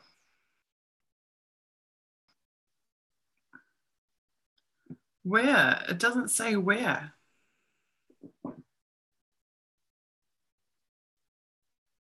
At our location.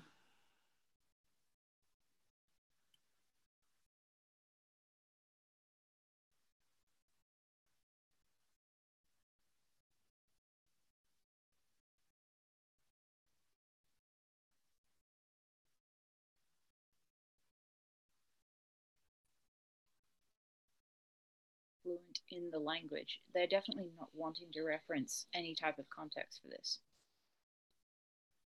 by specifying what the language was and whatnot.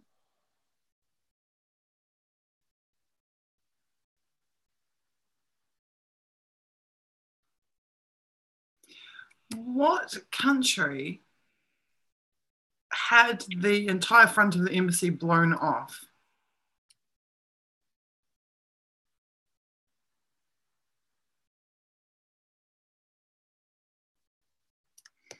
Drug lord transcriptions. So it's got to be like somewhere like South America or East Asia or something. Central Asia, rather. That makes sense. I wonder why they don't name it. I wonder why they don't name it, and I wonder why it's secret.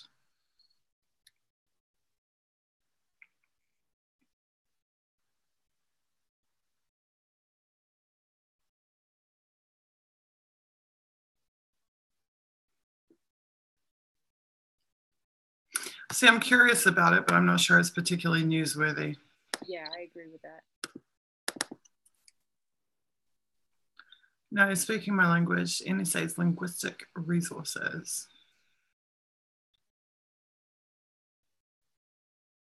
Oh, okay, it's looking into this further, breaking down the shortages in linguists.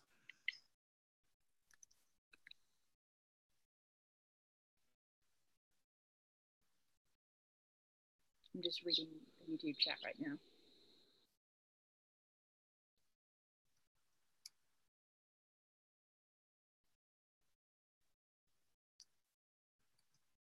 This stuff has all been reported on prior, so I'm not going to go there.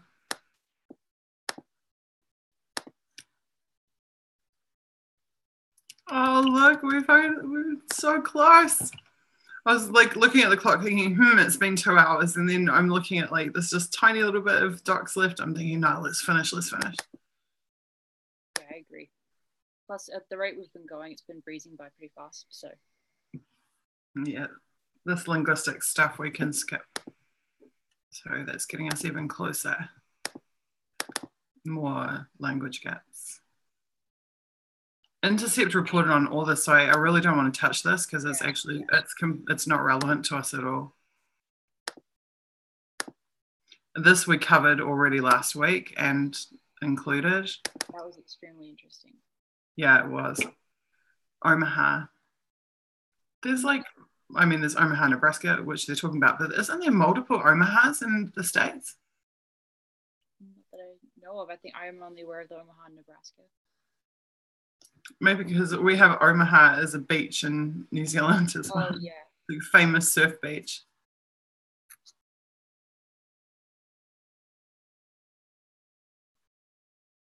Gentlemen farmers working in... What on earth is this? I don't know, but he married the girl who rode her horse to school.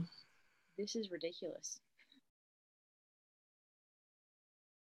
I don't think even in 2004 anyone would actually take this seriously, so I don't really understand the point of this. I must be a big sucker because I find it really sweet. Yeah, well, it's just, I mean, there's no way that anybody was riding horses to school anywhere near Omaha, Nebraska in the last 50 years, so... Well, yeah. Yeah, it doesn't actually say who it is. It doesn't say their position, just their what division they're in.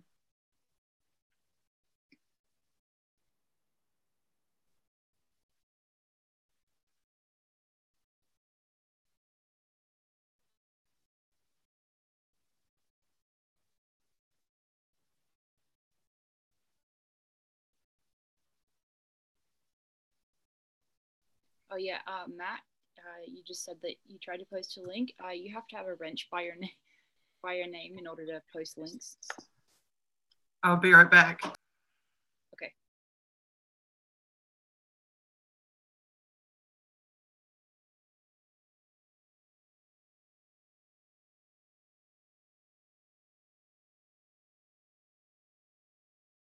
Yeah, the last I heard of Omaha was that it was had a lot of shootings happening and like some serious gang issues. So the whole mention of a horse, that really threw me.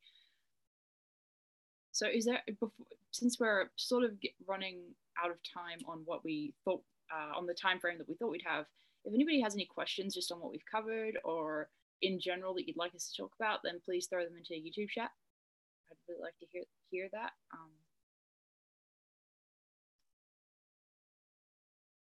And I know that Omaha in general was where there have been a few different political scandals over the years as well.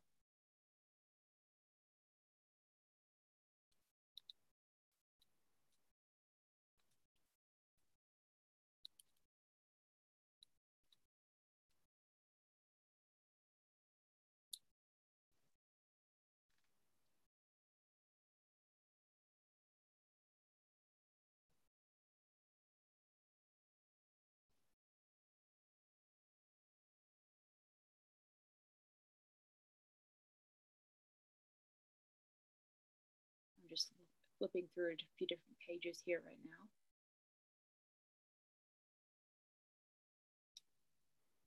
Kenny, that was 100 years ago.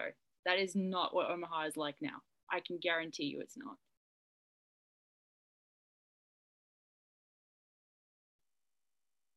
And I'm sorry that my volume's low. I tried to change it, but it didn't seem to work. So my bad on that.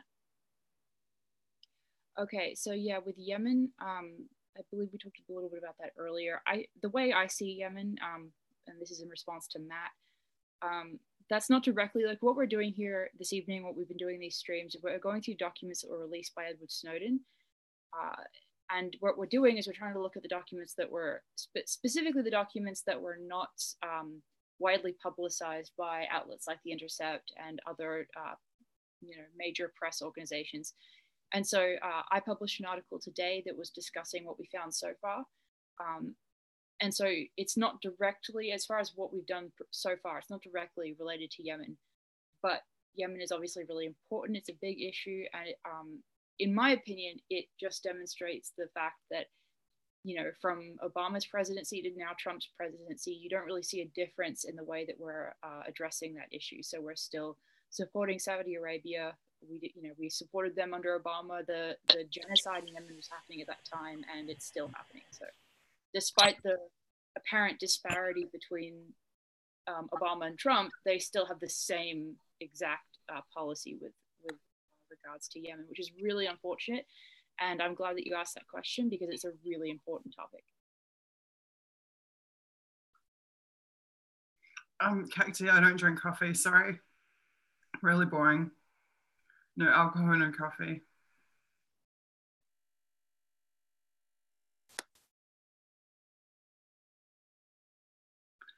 No problem, Matt. Sure, I'll put the Pirate Pad link for you.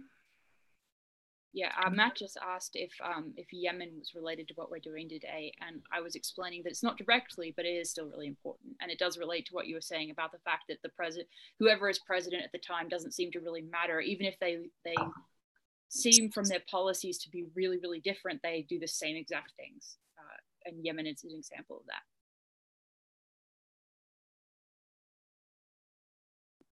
Yeah, I think the only thing we've found, or the closest thing we've found to something relevant to Yemen, is just that NSA actually has staff posts in Saudi Arabia, exactly. Yes, yeah. And that's it.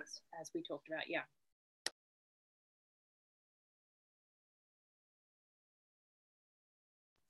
Okay, let's continue with these docs since we're so close to finished. Yeah, we are.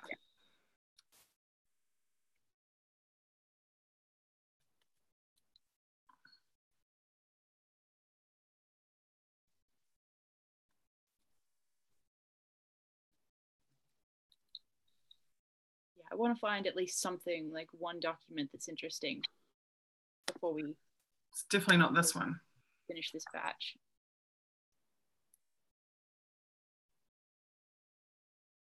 I find this interesting.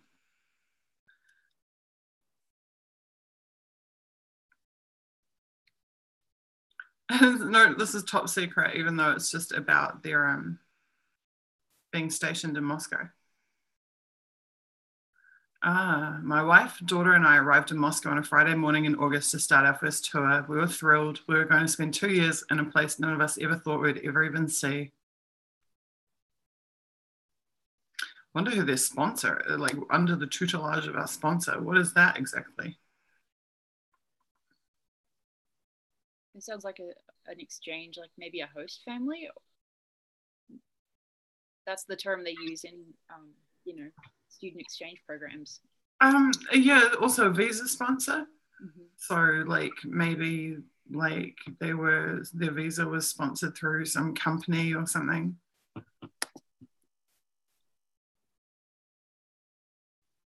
Found it. Wow, this must have been like early 90s or something.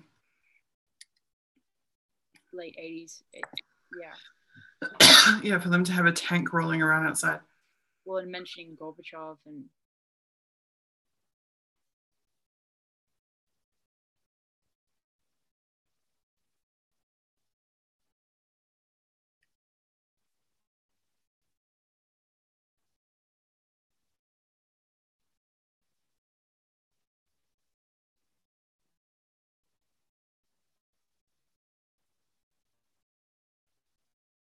While standing on top of a tank. Oh my God. I know very little about what happened in Russia in the 90s. Very, very little. I've seen like some TV footage a little bit, and I've heard from people here that it was really like different world. Because the thing is, in Moscow, it's hard to explain to people who've only like heard about it, through Western news or whatever. But this place is immaculate. Like it is like safe, clean, developed, gorgeous, incredible facilities, like really wholesome people, really wholesome like family life, massively developed urban center. and like literally spotless. Like by comparison to New Zealand cities, like you could eat off the pavement here. It's completely different from the West in that way. But yet people think that it's dirty and dangerous and all of these things. It's not like that at all. But I've heard that in the 90s it was nuts, like crazy nuts. Yeah, dangerous. I've heard that as well. Yeah. Last few documents, we can do it. Which is the CIA destabilization at work. Yeah. Evacuation from Belgrade.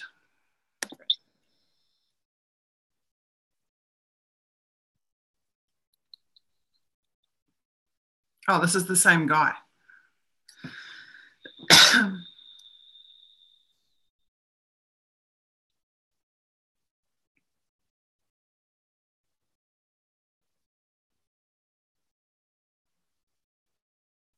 Interesting, it's talking about Kosovo.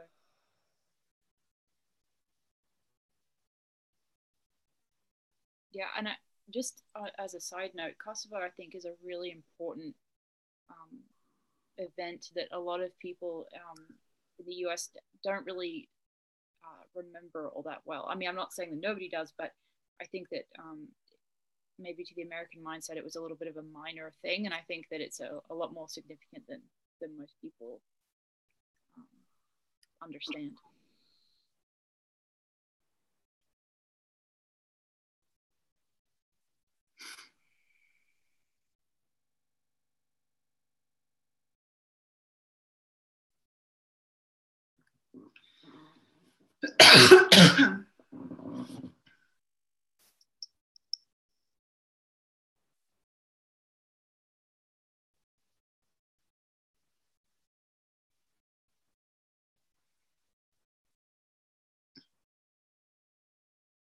To begin our final destruction. Yeah, and then it's talking about destroying the equipment, which was worth $6 million, and wow.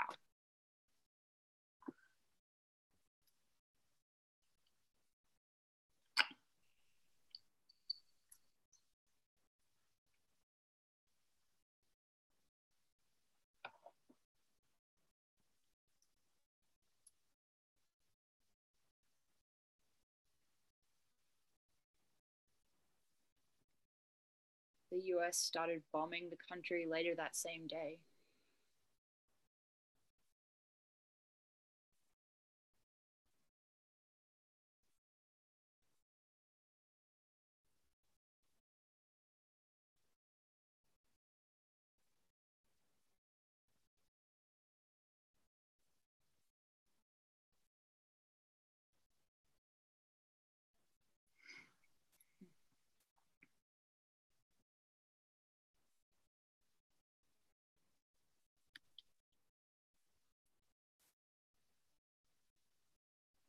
God, we all have the satisfaction of seeing firsthand how the product of our efforts is put to use.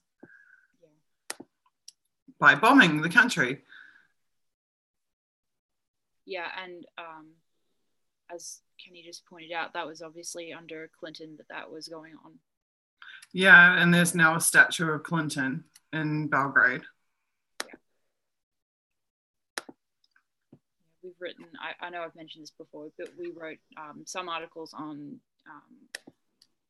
DynCorp's kind of extremely disturbing actions in Kosovo and in other places. But yeah, it's an example of some serious corruption that happened at the time. And then there's also, I wrote an article called regarding Zoe's Ark, and that was about what we discussed earlier as far as the UN and its use of some really shady aid groups to intervene in areas where you would think they were helping and really maybe they're not. So a lot of human trafficking issues in Kosovo in the aftermath of that conflict.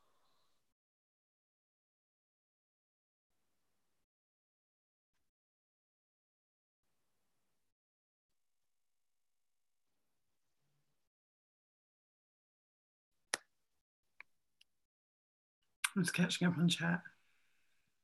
Yeah.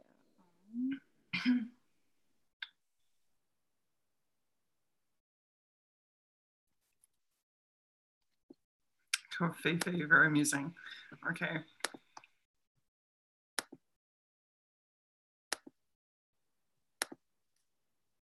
This was also reported on by The Intercept.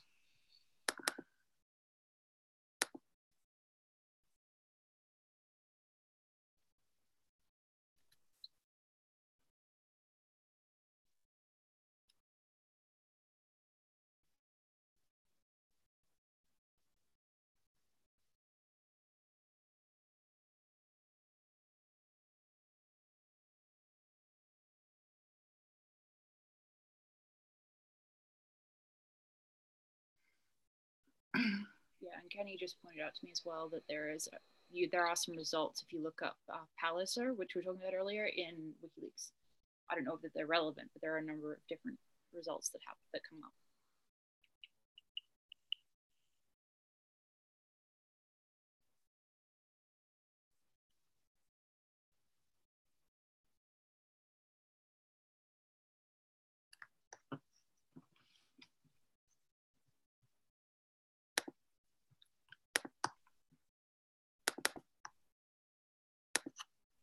Oh, we had this already. It was one of the first ones in the series. Okay, so I just think this is all Lonely Planet for spokes. Yeah, as someone yeah.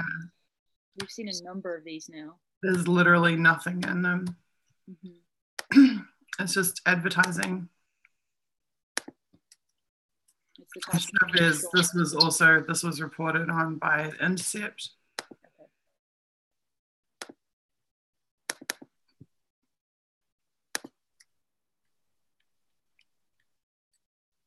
That first paragraph is labeled secret, even though the overall document is unclassified.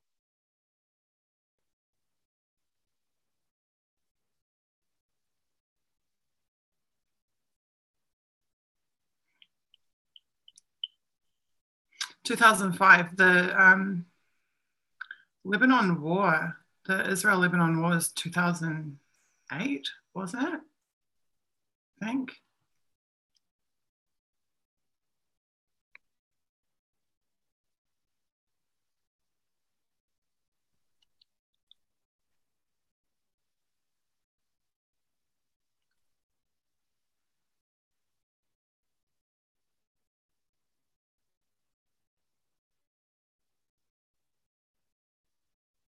This reads like an embassy cable.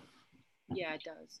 When you read Cablegate on WikiLeaks, this is very similar writing. It's not the same document format, but it's very similar writing.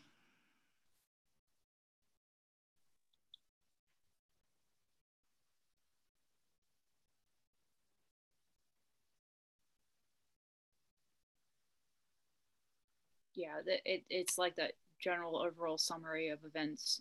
Yeah, I recognize that from Cablegate as well. Ugh, I'm having such trouble pronouncing my words this evening. It always happens to me when we stream for some reason. Yeah. Oh my God, this is the last one, and this was reported on by the Intercept. It's the avian flu.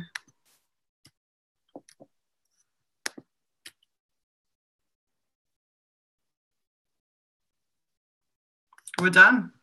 We're done. Unbelievable. We have completed 262 documents from batch 3 of the SIDToday files from the Intercept. Very impressive. And we're only at 2 hours, 15 minutes. I'm impressed. Hi, yeah. person saying, okay, guys, you have like 14 minutes to chat with us if you want to. And then next session, next Tuesday, I guess we'll write up the rest of these findings on Decipher You. Yeah, that'll be awesome. Next Tuesday, we begin batch 4. Correct. How many batches are there? 5. Cool.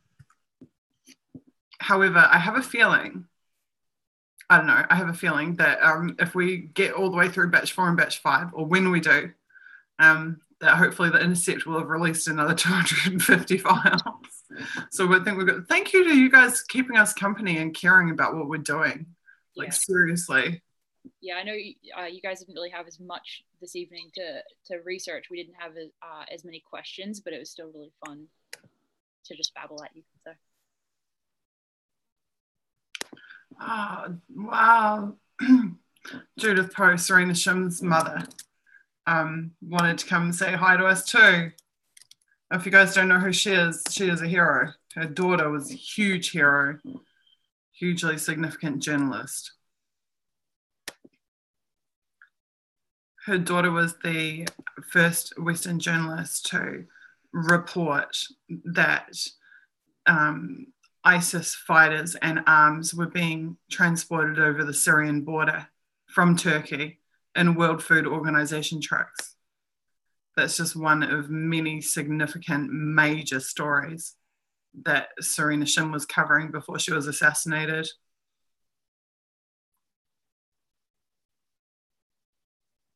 And her mother is lovely. She's a really good friend of mine. She's really cool. Okay. Is there anything you guys want to ask us? Paul, who is QAnon posts on 4chan? Is that the like calls it FBI guy or whatever it is? That is an entire rabbit hole that I've heard a little bit about, but I haven't looked into very much myself.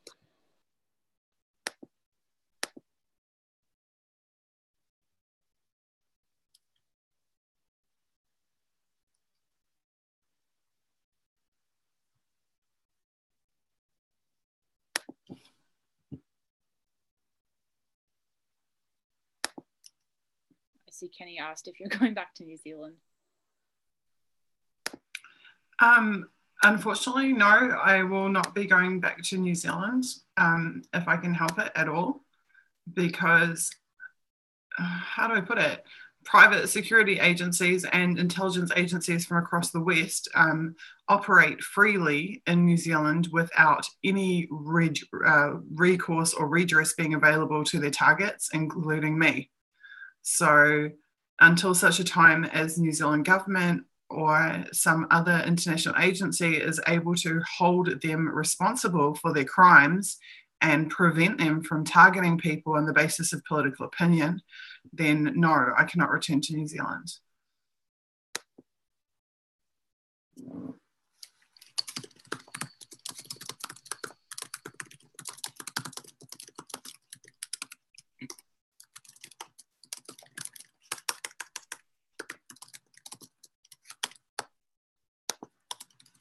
I'm just quickly tweeting out to everyone that they can come chat and ask us questions if they like.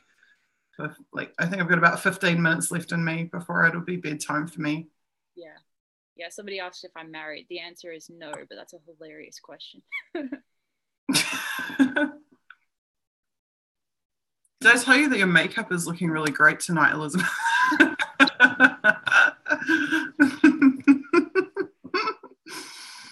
Sorry, I can't help myself. I just have to troll. No, it's totally fine. It's just funny. We come here to talk about these dry documents, then the first thing people are commenting on is your makeup and are you married?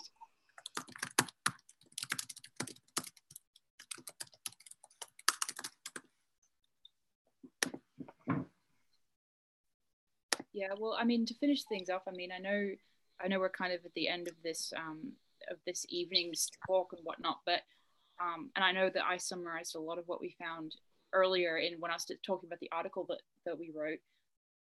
But I was wondering if there was anything that I missed in that article that you thought was really interesting in what you'd found in this batch, or if there's anything you just wanted to add or anything. I'd like to sum up this whole batch of documents, if there's anything that I missed. I thought the article was really brilliantly written. There was a lot of parts in there that I was like, wow, that's really strong writing, and it really impressed me. I don't think there was anything I think that we didn't properly explain where the NSA is blatantly talking about spying for economic reasons. We've said that we discovered that, but we haven't qualified it. I feel like at some points you need to directly quote the language from the documents, like in italics, so people understand that it's not our words, but it's coming directly from the documents, particularly those two lines. The second line being about military, our military will be present to enforce it. And I've got it here somewhere in my notes.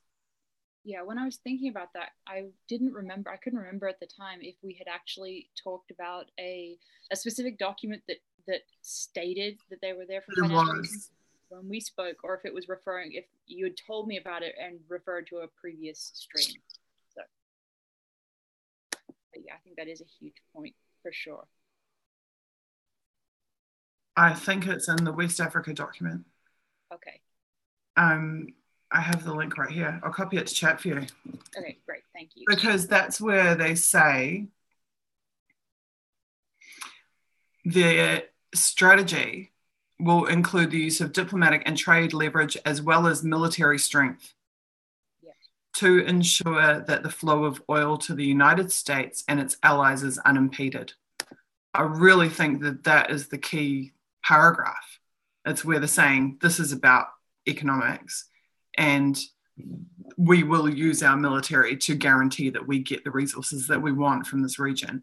And I would then follow that up with the Global Economics Day document and the there's three of them in total, where they're talking about how they specifically are integrating with civilian economic agencies and organizations.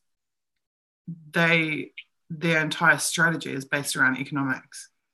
And that we talk about the European Union being seen as the number one strategic threat to the USA. I think that also needs to be qualified as the economic strength of the European Union, because they say the expanding European Union is the number one strategic threat. They use that word expanding. And that's because every country that is added to the European Union grows the euro currency. The euro currency becomes stronger. As a trading bloc, they become stronger. And when you combine that with things like the EU banning lobbyists at the European Parliament and et cetera, wanting to go GMO free and things like this, that's where the threat is coming from. Yeah. Sure. It's the threat to US policy and the threat to US economic superiority. So I'll just give you the link to that. Yeah, because it's a different thing. It's a different understanding to have, like mentioning that it's the number one threat versus understanding why it's the number one threat and understanding that it's primarily economic as opposed to militarily or something like that.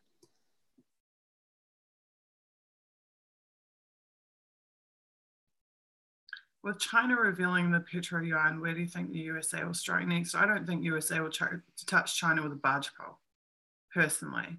I think that the US strategy will be to isolate and pick off one of Iran, Russia, China. I mean, they went at Syria because it was what perceived to be the weakest link. Like they almost seem to be like, if you look at the population sizes of these countries and the geopolitical importance, they take little incremental steps, right? They wouldn't go at Russia directly, they go to Ukraine.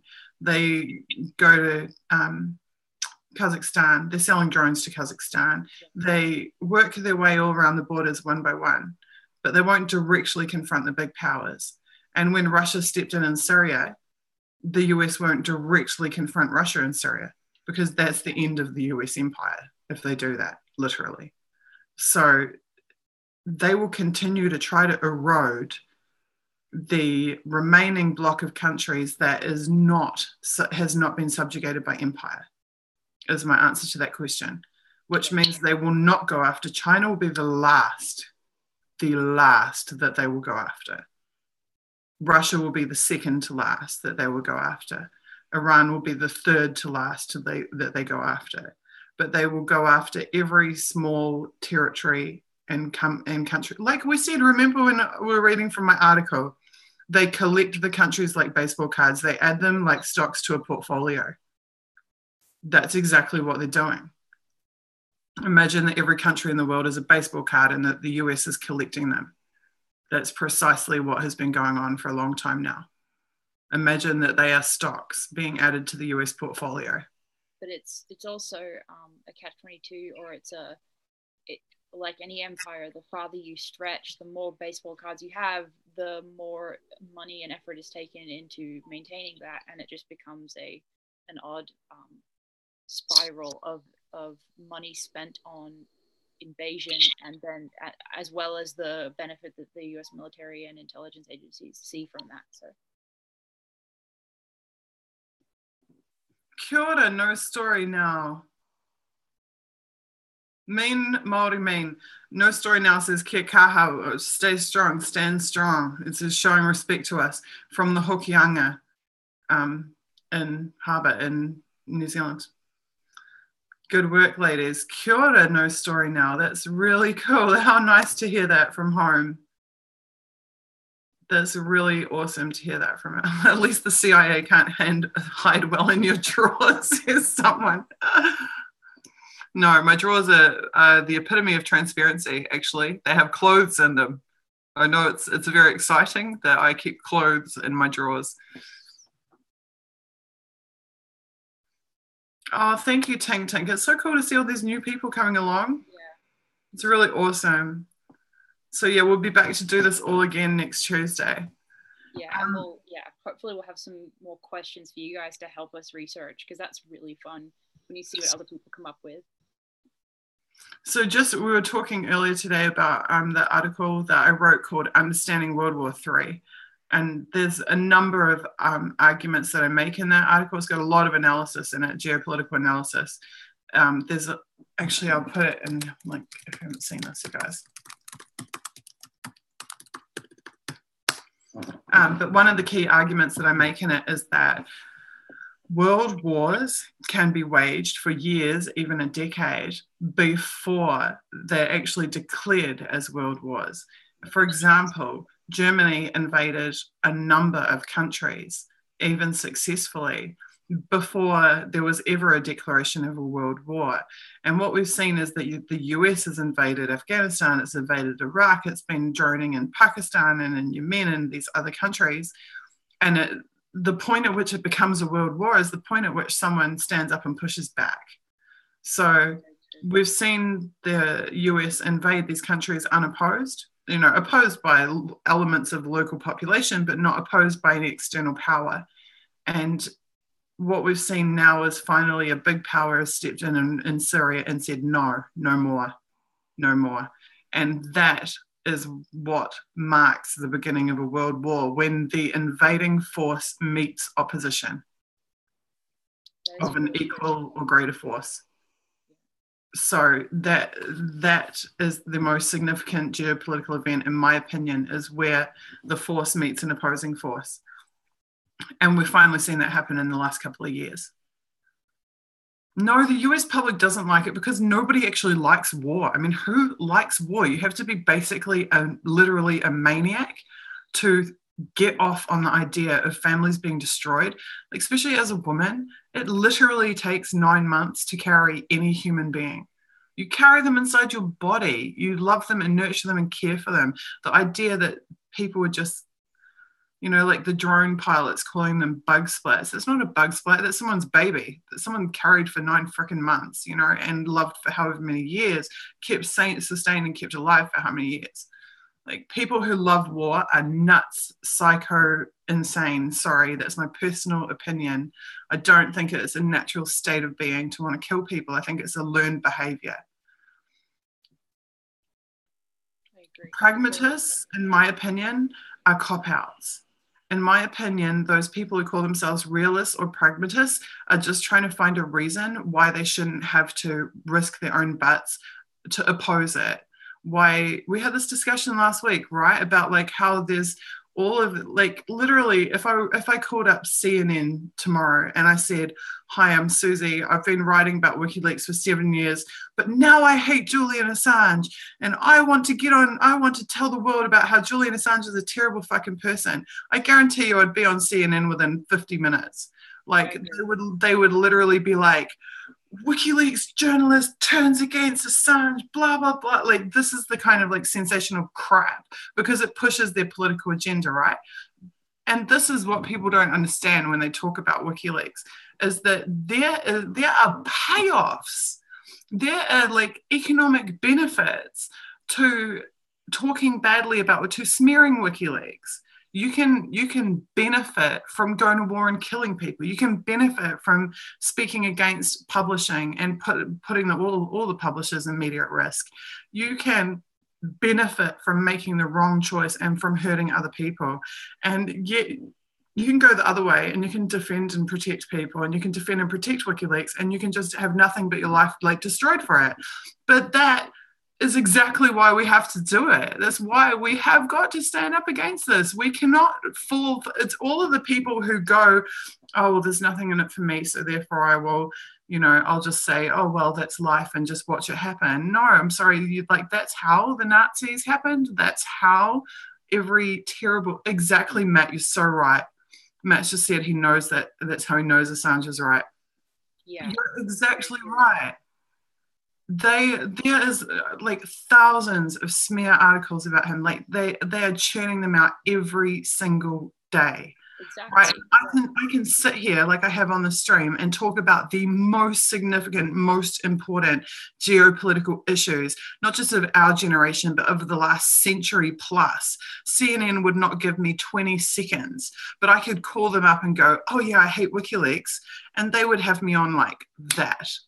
Yeah. Like that, because they are a propaganda outlet. They exist to push pro-state, pro-deep state, pro-intelligence agency, anti-truth propaganda onto massive populations of people. Very true. And I mean, even today, when I was writing that article earlier, I was trying to look up a quote from Assange about one of the topics, and all that came up the whole screen was just "Assange is a fake, WikiLeaks going downhill," all of these articles. You couldn't even find a quote because of all of those articles like that. Exactly what you're talking about. Yeah. And the most disappointing thing for me is seeing activists and journalists who should know better falling for it, and seeing how pervasive that pressure is. And I'm actually going to spend my entire weekend this weekend writing articles. Finally, I haven't published I've published like Decipher findings, but I haven't published a full-length article in like 4 months, maybe even 5 months now.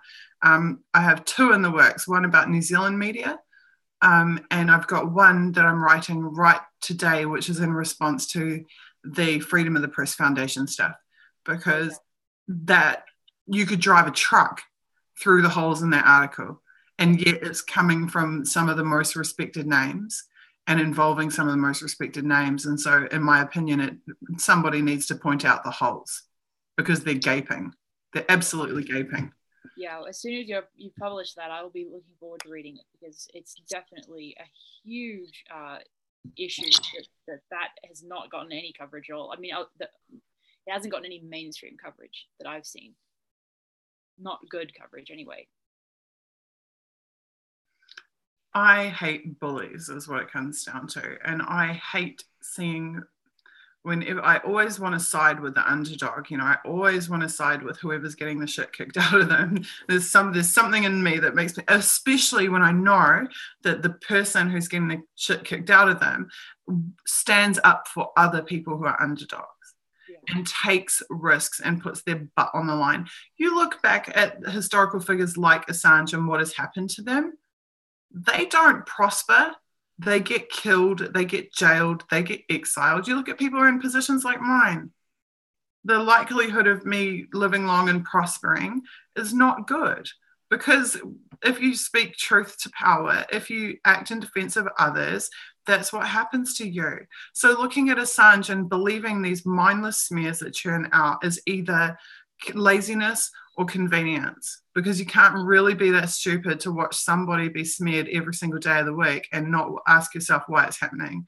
And especially when you have the head of the CIA holding a press conference this year and saying WikiLeaks is the #1 CIA target, it's the #1 priority for them, then, you know.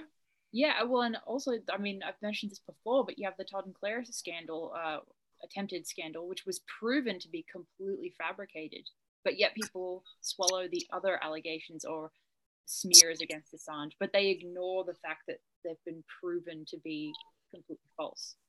So the logic there just doesn't exist. They have to be ignorant or completely stupid to believe that. Those are just smears. Gary Webb is a completely different kettle of fish. That's the good news. Totally different kettle of fish. Do you know who Gary Webb is, Elizabeth? No, I don't. Gary Webb was investigating CIA drug trafficking and complicity with various drug smuggling rings in South America, Latin America. Okay. And he committed suicide via 2 shots to the back of his head. Oh, that type of literal, obvious assassination that's called a suicide.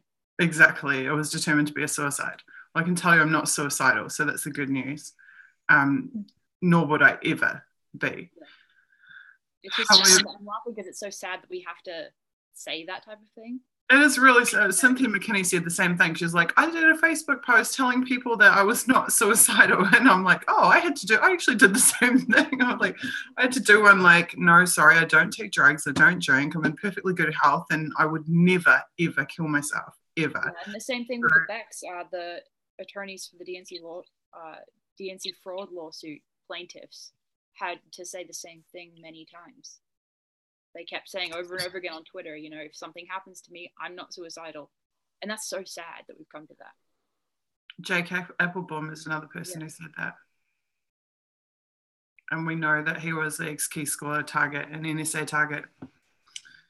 So, I mean, they will find, was it, I'm sure it was you I was having the conversation with, where they were talking about the methods of taking people down, and they're saying that violence, they actually don't prefer violence because they can't undo it. And yeah, I think that was the last stream we did. And there is blowback. I mean, they open themselves to massive blowback whenever they employ violence. But they have 100,000 soft ways of shutting you up. And like Jake Applebaum is a great example of that. They managed to completely take him out and they didn't have to employ any violence. Yeah, it's a character assassination instead of a literal assassination. Exactly. Because if they can do that, then they don't just, I mean, with physically killing, so it's sad to have to talk about this, but with physically killing somebody, you're not killing their legacy. You're still, their words that they spoke while they were alive can still speak.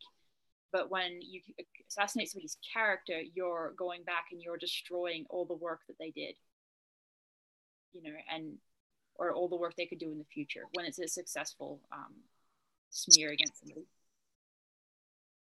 So in some ways that, I mean, you don't want to say it's worse, but it's can be more damaging to the work the person's done. Yeah, I think it would get a lot more views for my articles. Well, there might be a lot more people actually reading consciousness. That may be one reason that people aren't attacked. I mean, that may be another consideration when people are not attacked for a character assassination too, is they may not want to bring up what the person has said. I don't know, but it's a sad topic of conversation, really. I agree. But the overarching point is that, you know, if you do the CNN sellout and you betray other people, you have to live with it. I mean, how many deathbed confessions is there from these guys? Yeah. Like, literally, they're haunted for their entire lives by what they do. And then, like, in their final days, they're trying to confess to everybody because it haunts them. It sits on their conscience forever. So the alternative is that you tell the truth. You stand up for those people who tell the truth. You take the moral stand and you take the consequences that come with that, but you have the clean conscience. And I mean, Snowden has talked about this, and I'm not sure if people understand like the extent to which it is true. Like I have a long list of complaints about what's happened to me, but I am proud of me. I'm happy with me and what I've done, and I will do it again. And that's the difference. So it's like you have to find, you make that decision for your own soul, like to have peace within you with your decisions, and to know you did the right thing, and to know you made the right choice, even if it was the hard choice, that you made the right choice. Yeah, and I think the only people that wouldn't be troubled by that type of thing and wouldn't have the need to have a deathbed confession would be sociopaths and psychopaths, and those people exist, but they're the very small minority, and everybody else is going to be very troubled by these types of things. I personally believe too that it's not naturally occurring, that it's learned behavior. And I think that our media and, you know, our society has a lot to answer for that. Well, Hillary's the classic, right? These are people who put personal ambition above anything else. I'd rather be broke and have my conscience clean. You know, I'd rather be broke and fighting for what is right than to have $1 million gazillion in a fake life where I mean, do you think anybody actually really cares about her and her existence? Of course they don't. They want her for money, or they want her for power, or they want her for what she can do for them, or was able to do for them. Like, they don't want her for her. And it's the old saying, right? Like, you're better off having like 5 genuine friends than you are like having an audience of however many thousand that actually don't give a crap about you or are here because you have perfect makeup. Trolling again. Bridget, I had a little chat about Barrett before. I think Barrett's freaking amazing. He's an amazing person. His work is timeless, and the things that he's doing now are so important. But I think he's surrounded by a lot of people who are very fixated on the election, and we discussed at length why electoral politics is irrelevant. It's irrelevant, particularly to what we're studying in these documents and the information that we're learning and sharing. It's truly irrelevant.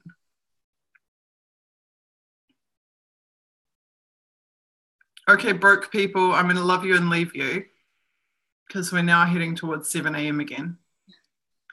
Thank you so much. I'm very, very, very impressed that we got through all the docs and that we can start on a fresh batch on Tuesday. Yeah, me too. And I'm really glad so many people were participating this evening. That was really awesome to see. Yeah, it's really cool. And with any luck, I'd say by Sunday, I should have a new ContraSpin article out. And then this week I'll have my huge big study out on the spin bin. That'll be awesome too. Cool.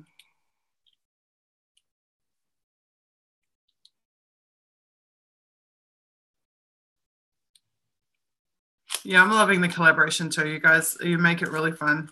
And Elizabeth, thank you so much for being my counterpart here.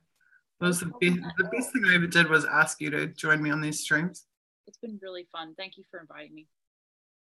Cacti Juice, you can get as many crazies in the chat as you want, and then Blake will weed them out. He's really good at that.